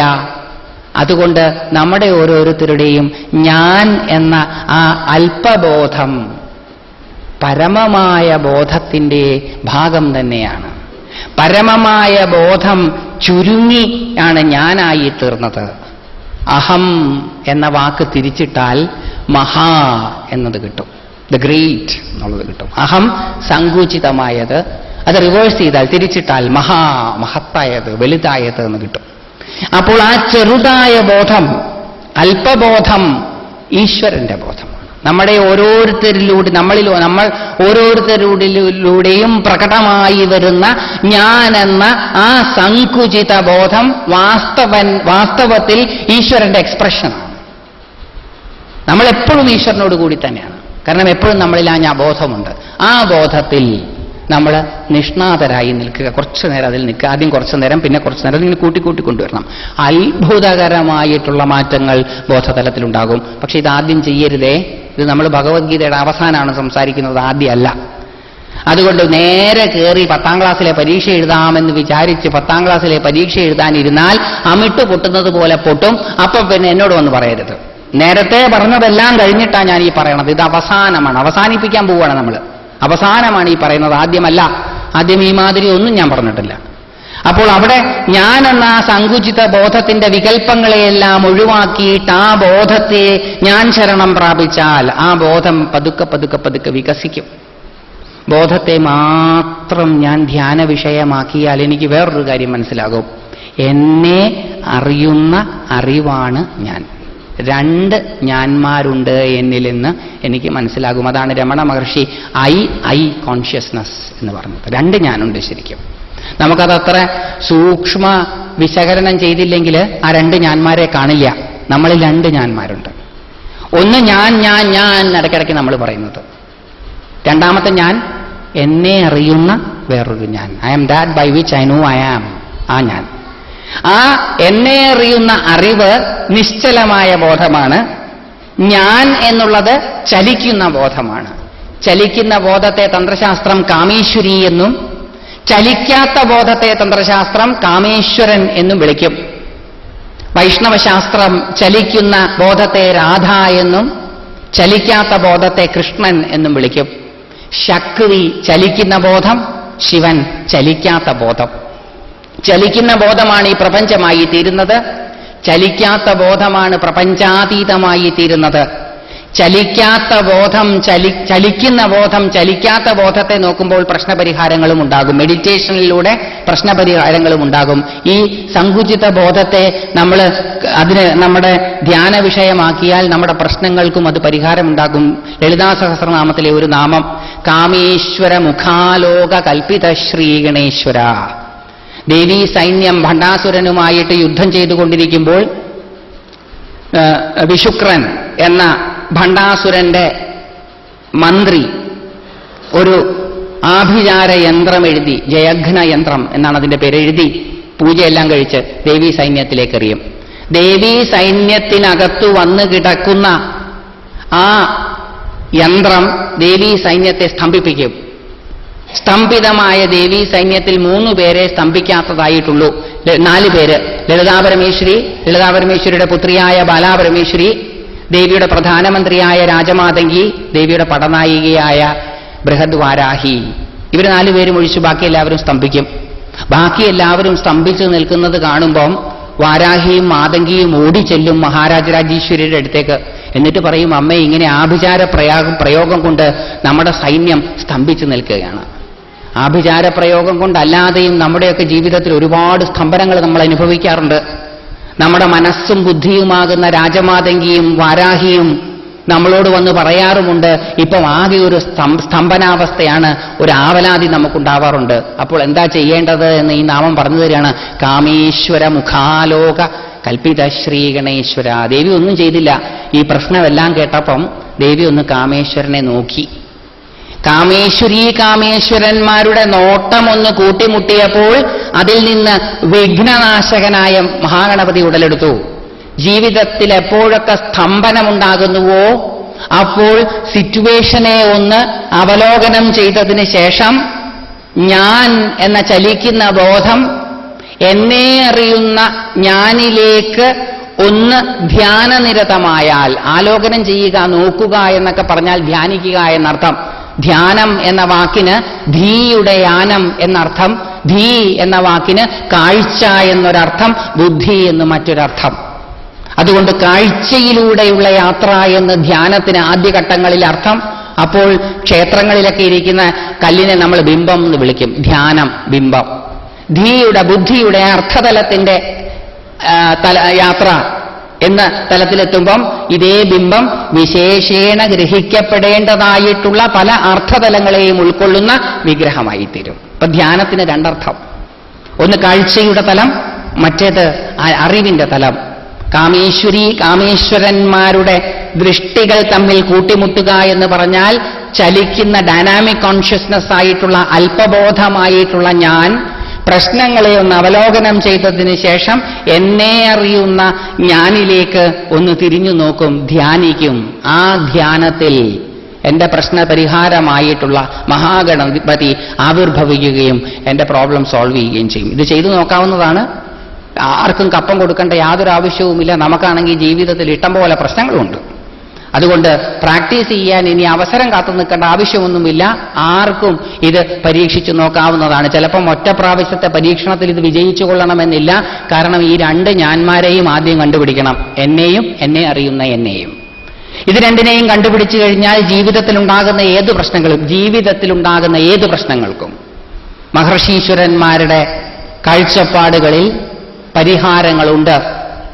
ആ പരിഹാരങ്ങൾ നമ്മുടെ ജീവിതത്തിലേക്ക് പകർത്തിയെടുത്താൽ നമ്മുടെ ജീവിതത്തിൽ അടിക്കടി പ്രശ്നങ്ങളില്ലാതാവാനൊന്നും പോകുന്നില്ല. പ്രശ്നങ്ങൾ ഉണ്ടായിക്കൊണ്ടേയിരിക്കും. പക്ഷേ ഉണ്ടാകുന്ന പ്രശ്നങ്ങളെയെല്ലാം തരണം ചെയ്യുവാനും നമുക്ക് വിജയശ്രീലാളിതരാകുവാനും സാധിക്കും. മഹത്തായ ഈ സമ്പ്രദായത്തെ നമ്മൾ ഉപേക്ഷിച്ചപ്പോൾ, ഈ സംസ്കാരത്തെ നമ്മൾ ഉപേക്ഷിച്ചപ്പോൾ, നമ്മുടെ മക്കൾക്കിത് പറഞ്ഞു കൊടുക്കാതായപ്പോൾ നമ്മുടെ നാട് താഴോട്ട് വരാൻ തുടങ്ങി. അതില്ലാതാകാൻ ഈ സംസ്കാരത്തെ നമ്മൾ ഉയർത്തിപ്പിടിച്ചേ പറ്റൂ. അതിനൊരുപാട് ധ്യാനരീതികൾ. അതിലൊരു ധ്യാനരീതിയാണ് ഈ പറഞ്ഞത്, സർവധർമാൻ പരിത്യജ്യ മാമേകം ശരണം വ്രജ അഹം ത്വാ സർവപാപേഭ്യോ മോക്ഷയിഷ്യാമി മാ ശുച. കരയണ്ട, വിഷമിക്കേണ്ട, ദുഃഖിക്കേണ്ട. വിഷാദം കൊണ്ട് തേർത്തടത്തിൽ തളർന്നിരുന്ന അർജുനനോട് അവസാനം കൃഷ്ണൻ പറയുകയാണ്, വിഷമിക്കേണ്ട, ദുഃഖിക്കേണ്ട, എഴുന്നേറ്റാലും. ശ്രീകൃഷ്ണന്റെ വാക്കുകൾ ഉണർത്തിയ പ്രബുദ്ധതയാൽ അർജുനൻ എഴുന്നേൽക്കുകയും യുദ്ധം ചെയ്യിക്കുകയും ചെയ്തു. ഗീത അവസാനിപ്പിക്കുന്നതിന് മുമ്പ് കൃഷ്ണൻ പറഞ്ഞു കൊടുത്തു. കൃഷ്ണന്റെ ഏറ്റവും വലിയ മഹത്വമാണ് ആ വാക്കുകൾ. കൃഷ്ണൻ ഗീത അവസാനിപ്പിക്കുകയാണ്. ഞാനും എൻ്റെ പ്രഭാഷണം അവസാനിപ്പിക്കുകയാണ് കൃഷ്ണവാക്കുകൾ ഉദ്ധരിച്ചുകൊണ്ട് തന്നെ.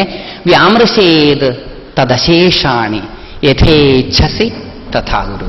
ഈ പറഞ്ഞു കേട്ടതിനെ മുഴുവൻ ബുദ്ധിയുഴാകുന്ന മൂശയിലിട്ട് വിമർശനത്തിന് വിധേയമാക്കി. വിമർശനം എന്ന് പറഞ്ഞാൽ വിശേഷേണയുള്ള ആമർശനം ചിന്ത, വീണ്ടു വിചാരത്തിന്, പുനരവലോകനത്തിന്, പുനർവിചിന്തനത്തിന് വിധേയമാക്കി യഥേച്ഛസി തഥാ കുരു, ഇഷ്ടമുള്ളത് ചെയ്തുകൊള്ളൂ.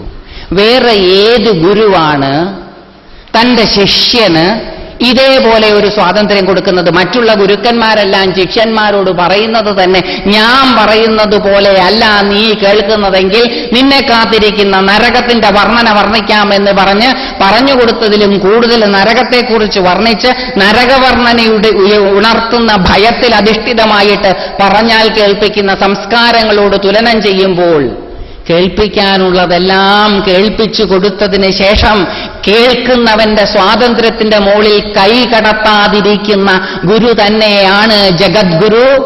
അതുകൊണ്ട് ശ്രീകൃഷ്ണനേക്കാൾ ഉത്തമനായിട്ടുള്ള ഒരു ഗുരു ഉണ്ടായിട്ടില്ല, ഇപ്പോഴില്ല, ഉണ്ടാകാനും പോകുന്നില്ല. ശ്രീകൃഷ്ണൻ യുണീക്കായിട്ടുള്ള ജഗദ്ഗുരുവാണ്. വേറെ ആർക്ക് പറയാനുള്ള ധൈര്യം കാണും? വ്യാമൃശേത് തദശേഷാണി യഥേച്ഛസി തഥാ ഗുരു. സത്യത്തെയാണ് തന്റെ ശിഷ്യൻ അന്വേഷിക്കുന്നതെങ്കിൽ താൻ പറഞ്ഞത് സത്യമായതുകൊണ്ട് അവൻ ഈ പറഞ്ഞു കേട്ടതിനെ പുനർവിചിന്തനത്തിന് വിധേയമാക്കി പ്രവർത്തിച്ചാൽ ഇതിലെത്തിച്ചേരുമെന്നുറപ്പുള്ള, താൻ പറഞ്ഞത് മുഴുവനും സത്യമാണെന്നുറപ്പുള്ള ഒരു ഗുരുവിന് മാത്രമേ ശിഷ്യനോട് യഥേച്ഛസി തഥാ ഗുരു എന്ന് പറയാൻ സാധിക്കുകയുള്ളൂ. ആ കൃഷ്ണന്റെ പരമ്പരയിൽ തന്നെയുള്ള ഒരു ചെറിയ ആളാണ് എന്നതിൽ ഊച്ചം കൊള്ളുന്ന ഞാനും, അതെനിക്കൊരു അഭിമാനമാണ്, ഒരു അഹങ്കാരവുമാണ്. ഞാൻ അതിൽ അഹങ്കരിക്കുകയും അഭിമാനിക്കുകയും ചെയ്യുന്നു. കാരണം ഇത്രയും മഹത്തായിട്ടുള്ള ഒരു പാരമ്പര്യത്തെ അറിയുവാനും മനസ്സിലാക്കുവാനും സാധിച്ചു എന്നുള്ളതൊരു വലിയ കാര്യം തന്നെയാണ്. ആ കൃഷ്ണവാക്കുകൾ കടമെടുത്തുകൊണ്ട് തന്നെ ഞാനും ഈ 5 ദിവസത്തെ പ്രഭാഷണ പരമ്പരാവേദികളിൽ നിന്ന് വിടവാങ്ങുന്നു. വ്യാമൃശേത് തദശേഷാണി യഥേച്ഛസി തഥാ കുരു. ഈ പറഞ്ഞു കേട്ടതിനെ മുഴുവൻ 5 ദിവസങ്ങളിലായി പറഞ്ഞു കേട്ടതിനെ മുഴുവൻ നിങ്ങളുടെ ബുദ്ധിയുടെ മൂശയിലിട്ട് പുനർവിചിന്തനത്തിന് വിധേയമാക്കിയിട്ട് ഇഷ്ടമുള്ളത് ചെയ്തുകൊള്ളൂ. തള്ളുകയോ കൊള്ളുകയോ മാറ്റുകയോ ശരിയായില്ല എന്ന് പറയുകയോ ഇങ്ങനെ അല്ലായിരുന്നു വേണ്ടത് എന്ന് പറയുകയോ എന്തു പറയുവാനുമുള്ള പരിപൂർണാധികാരം നിങ്ങൾക്ക് തന്നുകൊണ്ട് ഞാൻ പതുക്കെ വിടവാങ്ങാൻ തുടങ്ങുകയാണ്. അതിനു മുമ്പ് എന്റെ വാക്കുകൾ, ഈ 5 ദിവസങ്ങളിലായി ഞാൻ ഉതിർത്ത വാക്കുകളും ആശയങ്ങളും നിങ്ങളിൽ ആരെയെങ്കിലും വേദനിപ്പിച്ചിട്ടുണ്ടെങ്കിൽ അതിന് ഞാൻ നിങ്ങളോട് ക്ഷമ ചോദിക്കുന്നു. മദ്വചനങ്ങൾക്കും ആർദവമില്ലെങ്കിൽ ഉദ്ദേശശുദ്ധിക്കു മാപ്പു നൽകാം എന്ന കവിവചനമെടുത്ത്, കാരണം ഇനി എന്ന് കാണുമെന്നറിയാത്ത, ഇനി കാണുമോ എന്ന് തന്നെ അറിയാത്ത നമ്മൾ തമ്മിൽ ഒരു വിഷമിപ്പിക്കുവാനുള്ള ഉദ്ദേശമുണ്ട് എന്ന് ആരെങ്കിലും പറഞ്ഞാൽ അത് ശരിയായിരിക്കുകയില്ല എന്നുള്ളത് കൊണ്ട് നിങ്ങളെ വിഷമിപ്പിക്കുക എന്നുള്ളത് എൻ്റെ അജണ്ടയിൽപ്പെട്ടതല്ല. നിങ്ങളെ ആരെയെങ്കിലും ഞാൻ എൻ്റെ ആശയങ്ങൾ കൊണ്ട് വേദനിപ്പിച്ചിട്ടുണ്ടെങ്കിൽ, ഞാൻ പല കാര്യങ്ങൾ ഇതിനിടയ്ക്ക് പറഞ്ഞിട്ടുണ്ട്, പ്രകോപനപരമായിട്ടും പറഞ്ഞിട്ടുണ്ട്. അതാരെയും വിഷമിപ്പിക്കാനല്ല, ചിന്തിപ്പിക്കാൻ വേണ്ടി മാത്രമാണ്. വിഷമിപ്പിച്ചിട്ടുണ്ടെങ്കിൽ അതിൽ ഞാൻ ഖേദിക്കുന്നു. പക്ഷേ പറഞ്ഞതൊന്നും ഞാൻ തിരിച്ചെടുക്കില്ല. പറഞ്ഞ ഒരൊറ്റ കാര്യം പോലും തിരിച്ചെടുക്കാതെ, കാരണം പറഞ്ഞതെല്ലാം സത്യമാണെന്ന് എനിക്ക് ബോധ്യമുള്ളതുകൊണ്ട് എനിക്ക് അത് തിരിച്ചു ബോധ്യപ്പെടുന്നിടത്തോളം കാലം അതിൽ നിന്ന് വ്യതിചലിക്കാതെ പറഞ്ഞതൊന്നും തിരിച്ചെടുക്കാതെയാണ് ഞാൻ ക്ഷമ ചോദിക്കുന്നത്. ഈ 5 ദിവസത്തെ പ്രഭാഷണ പരമ്പരകളിൽ നിങ്ങൾ കേട്ടതിനൊന്നും നിങ്ങൾ എന്നോട് കടപ്പെട്ടിരിക്കുന്നില്ല. കാരണം ഇതൊന്നും എന്റേതല്ല. എന്റേതായിട്ടുള്ളതൊന്നും ഞാൻ ഇതിൽ ചെയ്തിട്ടില്ല. എനിക്ക് മുമ്പേ നടന്നുപോയ മഹാത്മാക്കളുടെ അനുഗ്രഹത്താൽ അവർ പറഞ്ഞതിൽ നിന്നറിഞ്ഞത് ഞാൻ എൻ്റെ സഹജീവികളോടുള്ള സ്നേഹം കൊണ്ട്, കാരണം എല്ലാവരുടെയും മുഖത്ത് സുഖമുണ്ടാകുമ്പോഴേ എനിക്ക് സുഖമുണ്ടാവുകയുള്ളൂ എന്നുള്ള എൻ്റെ സ്വാർത്ഥത കൊണ്ട് ഞാൻ പറഞ്ഞതാണ്. എൻ്റെ സുഖത്തിന് വേണ്ടി ഞാൻ പറഞ്ഞതിന് നിങ്ങൾ എന്നോട് കടപ്പെട്ടിട്ടില്ല. ഇത് കേട്ടതിന് ഞാൻ നിങ്ങളോടും കടപ്പെട്ടിട്ടില്ല. കേട്ടതും കേൾപ്പിച്ചതും ഈശ്വരൻ, നമുക്ക് തന്നതും തരാതിരുന്നതും ഈശ്വരൻ. അങ്ങനെ പറഞ്ഞുകൊണ്ട് ഇതിന് ഒരുപാട് പേര് സഹായിച്ചിട്ടുണ്ട്. ഒരുപാട് പേരുടെ സഹായമാണ് ഇത് സാർത്ഥകമാക്കിയത്. അവരോടും ഞാൻ നന്ദി പറയുന്നില്ല. കാരണം അവർ ഓരോരുത്തരും ഈ സംസ്കാരത്തെ സംരക്ഷിക്കുവാൻ വേണ്ടി അവരാലാകുന്നത് ചെയ്യുകയാണ്, ഞാൻ എന്നാലാകുന്നതും. അതുകൊണ്ട് ഇവിടെ ആരും ആരോടും കടപ്പെട്ടിട്ടില്ല, ആരും ആരോടും നന്ദിയും പറയുന്നില്ല. എങ്കിലും എല്ലാവരോടും ഈ ധർമ്മത്തെ രക്ഷിക്കുന്ന എല്ലാവരെയും ധർമ്മം രക്ഷിച്ചുകൊള്ളുമെന്നുള്ളതുകൊണ്ട് എല്ലാവർക്കും ഈശ്വരാനുഗ്രഹം ഉണ്ടാകുമെന്ന കാര്യത്തിൽ സംശയമില്ല. വാക്കുകൾ അവസാനിപ്പിക്കുമ്പോൾ നമ്മൾ ഈ വേദിയിൽ വെച്ചിരിക്കുന്ന വിളക്ക് കൊളുത്തും. പ്രകാശം, വാക്കുകൾ ഉതിർത്ത പ്രകാശം നമ്മുടെ മനസ്സിലേക്ക് പകരാൻ വേണ്ടി ഈ വിളക്ക് കൊളുത്തുകയും വിളക്ക് കൊളുത്തിയ ഉടനെ ശ്രീപുരം ട്രസ്റ്റ് ഭാവി തലമുറയ്ക്കും ഇന്നത്തെ തലമുറയ്ക്കും വേണ്ടി ഒരുക്കിയിട്ടുള്ള പ്രശ്നോത്തരിയുടെ ഉദ്ഘാടനം ശ്രീ കൃഷ്ണനുണ്ണിയേട്ടൻ നിർവഹിക്കുകയും ചെയ്യുന്നതാണ്. പ്രശ്നോത്തരി 1000-ൽ പരം ചോദ്യങ്ങൾ അടങ്ങിയതാണ്. 8 തലങ്ങളിലായിട്ടാണ് ഇതിന്റെ വിവിധ ചോദ്യങ്ങളുടെ തലങ്ങളുള്ളത്. ഈ വിവിധ ചോദ്യങ്ങളുടെ തലങ്ങളിലൂടെ സഞ്ചരിച്ചു കഴിയുമ്പോൾ ഭാരതീയ സംസ്കാരത്തെക്കുറിച്ചൊരു ഏകദേശം അറിവ് കടന്നുപോകുന്നയാൾക്കുണ്ടാകും. ഇത് തികച്ചും സൗജന്യമാണ്. അറിവ് ഭാരതീയ മഹർഷീശ്വരന്മാര് വെറുതെയാണ് കൊടുത്തിരുന്നത്. കാരണം അറിവെല്ലാവരുടെയും അവകാശമാണ്. അതുകൊണ്ട് ഈ അറിവും നമ്മുടെ അവകാശമാണ്. അങ്ങനെ അറിയുവാനുള്ളൊരു വേദി ശ്രീപുരം ഒരുക്കിയിരിക്കുകയാണ്. www.shripuram.org എന്ന വിലാസത്തിൽ shripuram.org ആ വിലാസത്തിൽ കയറിയാൽ ഈ സൈറ്റിന്റെ ലിങ്കിലേക്ക്, ഈ പ്രശ്നോത്തരിയുടെ ലിങ്കിലേക്ക് എത്തും. ആ ലിങ്കിൽ നമ്മൾ ക്ലിക്ക് ചെയ്താൽ ഈ അറിവിന്റെ വിരുന്ന് നമുക്ക് ഒരുക്കി വെച്ചിട്ടുണ്ട്. ഒരുപാട് പേരുടെ പ്രയത്നമാണതും. അതിനും ഞാൻ ആരോടും നന്ദി പറയേണ്ട ആവശ്യമില്ല. കാരണം അവരവരാലാകുന്നത് അവരവർ ചെയ്യുന്നതാണ്. ഇത് നമുക്ക് ഓരോരുത്തർക്കും യഥേഷ്ടം ഉപയോഗിക്കാവുന്നതാണ്. നമ്മുടെ മക്കളെ അതിലേക്ക് ഇൻട്രൊഡ്യൂസ് ചെയ്യാവുന്നതാണ്. അങ്ങനെ നമുക്കും നമ്മുടെ വരുന്ന തലമുറകൾക്കും ഭാരത സംസ്കാരത്തെക്കുറിച്ചിട്ടുള്ള ഇൻഫർമേഷണൽ നോളജ്, മറ്റുള്ള നോളജൊക്കെ നമുക്ക് ജീവിച്ച് കിട്ടേണ്ടതാണ്. അറിവിന്റെ തലത്തിലുള്ള നോളജ് ആ സൈറ്റിൽ നിന്ന് കിട്ടും. അതിലേക്ക് കടക്കാൻ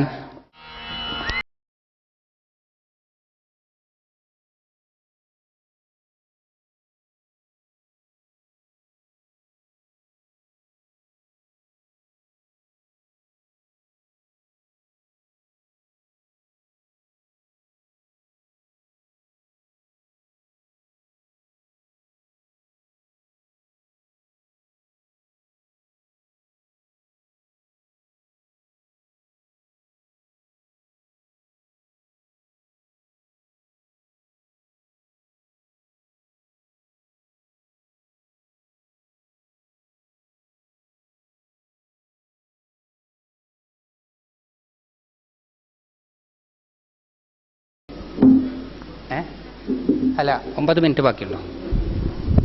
ഇരിക്കാം. ഒരു കാര്യം കൂടി, 8 മണിക്ക് ഇനിയും കുറച്ചും കൂടി സമയമുണ്ട്. ഇനി ഞാൻ ചോദിച്ച ദക്ഷിണ നിങ്ങൾ ഓരോരുത്തരും തരണം. ഞാൻ ഇന്നലെ ഒരു ദക്ഷിണയുടെ കാര്യം പറഞ്ഞിരുന്നു. അത് മനസ്സുകൊണ്ട് നിങ്ങളുടെ ഇഷ്ടദേവന് സമർപ്പിക്കണം. ഇഷ്ടദേവനാണ് സമർപ്പിക്കേണ്ടത്. കാരണം ഈശ്വരാനുഗ്രഹം കൊണ്ടാണ് കിട്ടിയത്. ദക്ഷിണ ഇതാണ്: ഭാരതീയ സംസ്കാരത്തിനനുസരിച്ച് നമ്മളാലാകുന്ന രീതിയിൽ നമ്മൾ ജീവിക്കുകയും നമ്മുടെ അനന്തര തലമുറകളെ ആ രീതിയിൽ ജീവിക്കാൻ നിർബന്ധിക്കാതെ പ്രേരിപ്പിക്കുകയും ചെയ്യും. അടിച്ചേൽപ്പിക്കുകയല്ല, നിർബന്ധിക്കാതെ പ്രേരിപ്പിക്കുകയും നമ്മുടെ എല്ലാ ആൾക്കാരും ഈ സംസ്കാരമനുസരിച്ച് ജീവിച്ച് സന്തോഷത്തോടുകൂടി ജീവിച്ച് കാണാൻ നമ്മൾ ആഗ്രഹിക്കുകയും ചെയ്യുന്നു. അതാണ് നമ്മുടെ ദക്ഷിണ. അത് മാനസികമായിട്ട് നമ്മുടെ ഇഷ്ടദേവതയെ സങ്കല്പിച്ച് ആ ഇഷ്ടദേവതയുടെ പാദപത്മങ്ങളിൽ സമർപ്പിക്കുക. അത് കഴിഞ്ഞാൽ പ്രശ്നോത്തരിയുടെ ഉദ്ഘാടനവും ഈ സമാപിക്കുകയും ചെയ്യും. അതാണ് ഏറ്റവും വലിയ മനുഷ്യപ്രയത്നമാണ് ദക്ഷിണ. ആ മനുഷ്യപ്രയത്നം സംസ്കാരത്തിനോടുള്ളതാകട്ടെ, മനുഷ്യപ്രയത്നത്തിലൂടെ സംസ്കാരം സമ്പുഷ്ടമാകട്ടെ, ഭാരതം വീണ്ടും അതിൻ്റെ ഉജ്ജ്വല പ്രൗഢിയിലേക്ക് ഉയരട്ടെ എന്ന ആഗ്രഹത്തോടു കൂടിയാണ് ഈ ദക്ഷിണ ചോദിക്കുന്നത്. ഈ ദക്ഷിണ നിങ്ങൾ സങ്കല്പിച്ച് നിങ്ങളുടേതായിട്ടുള്ള ഇഷ്ടദേവതയുടെ പാദപത്മങ്ങളിൽ സമർപ്പിച്ചു കഴിഞ്ഞാൽ ശ്രീകൃഷ്ണൻ ഉണ്ണിയേട്ടൻ ഈ പ്രശ്നോത്തരി ഉദ്ഘാടനം ചെയ്യും. 7 മിനിറ്റും കൂടി ഉണ്ട്. പക്ഷേ നമ്മൾ നിശ്ചയിക്കുന്നത് പോലെയല്ല കാര്യം നടക്കുന്നത്. ഈശ്വരൻ നിശ്ചയിക്കുന്നത് പോലെയാണ് കാര്യം നടക്കുന്നത്. ഡേറ്റും ടൈമും കുറിച്ചാലും ഈശ്വരൻ ചിലപ്പോൾ നേരത്തെയാക്കും, ചിലപ്പോൾ വൈകിക്കും. ഇവിടെ ഇന്ന് ഈശ്വരൻ നേരത്തെയാക്കുകയാണ്. അതായത് നമ്മളൊക്കെ നേരത്തെ രക്ഷപ്പെടാൻ പോവുകയാണ് എന്നർത്ഥം.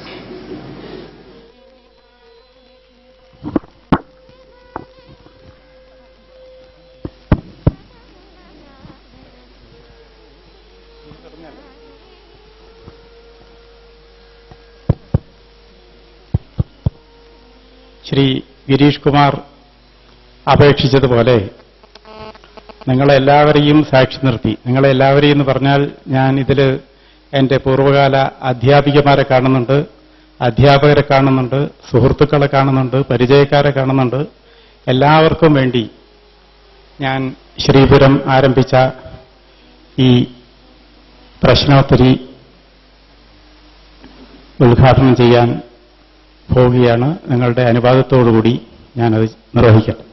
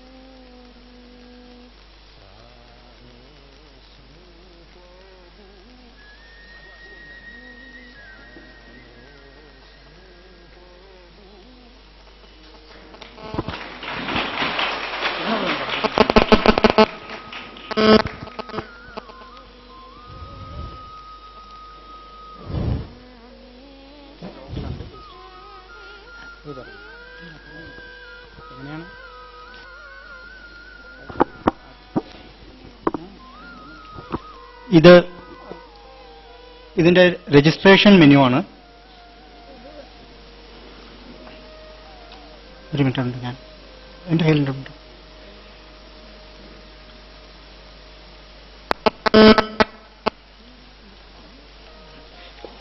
ഇവിടെ നിങ്ങൾക്ക് രജിസ്റ്റർ ചെയ്യാം. മിനിമം ഡീറ്റെയിൽസ് വെച്ചിട്ട് നെയിം, ഇമെയിൽ അഡ്രസ്, നിങ്ങൾ ചൂസ് ചെയ്യുന്ന ഒരു പാസ്വേഡ്. ഇത് ജസ്റ്റ് ഒരു സ്പാമേഴ്സിനെ ബ്ലോക്ക് ചെയ്യാൻ വേണ്ടി മാത്രമുള്ള ഓപ്ഷനാണ്. ഇവിടെ യൂസർ നെയിം പാസ്വേഡ് കൊടുത്ത് നിങ്ങൾക്ക് സ്ട്രേറ്റ് അവേ ഇത് കളിക്കാം.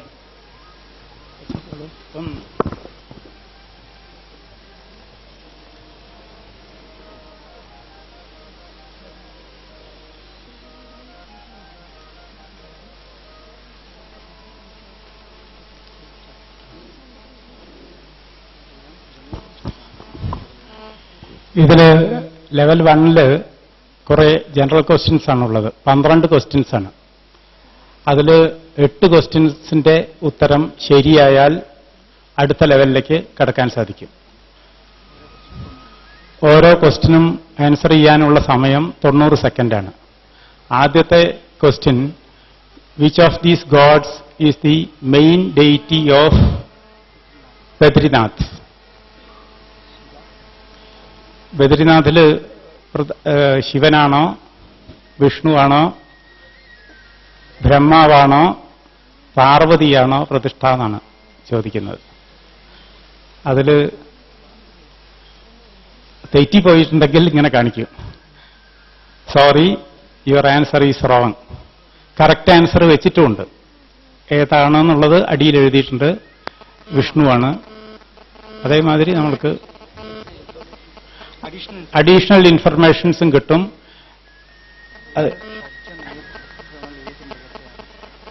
Which animal is associate with shadja, the first note of സപ്തസ്വര?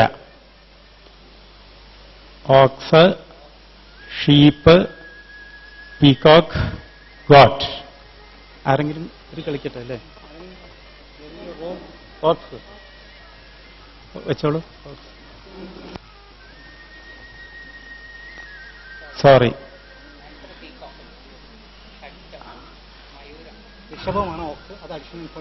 അതെ അതെ.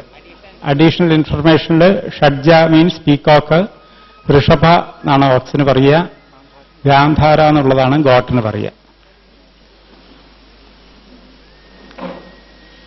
ഇനി തേർഡ് ക്വസ്റ്റ്യനിലേക്ക്, which temple is connected with the സമാധി ഓഫ് ധന്വന്തരി? നാഗർകോവിൽ, ഈശ്വരൻ കോവിൽ, തിരുവണ്ണൈക്കോവിൽ, തിരുപ്പുറംകുണ്ട്രം. ഏതെങ്കിലും അറിയാൻ പറ്റുമോ ഈ റോയില്? ഇതുവരെ പറഞ്ഞതൊക്കെ തെറ്റാണ്.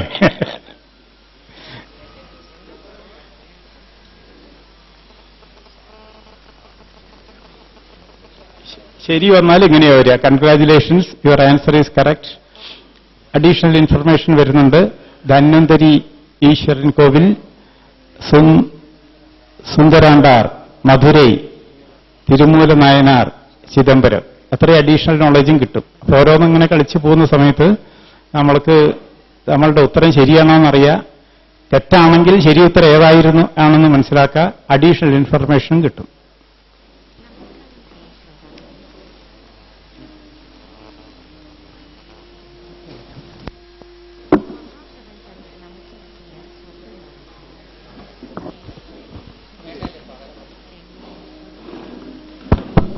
ഈ 5 ദിവസങ്ങളായി നീണ്ടു നിൽക്കുന്ന ഈ പരിപാടി, ഇതിനെ മഹായജ്ഞം എന്ന് വിളിക്കുക.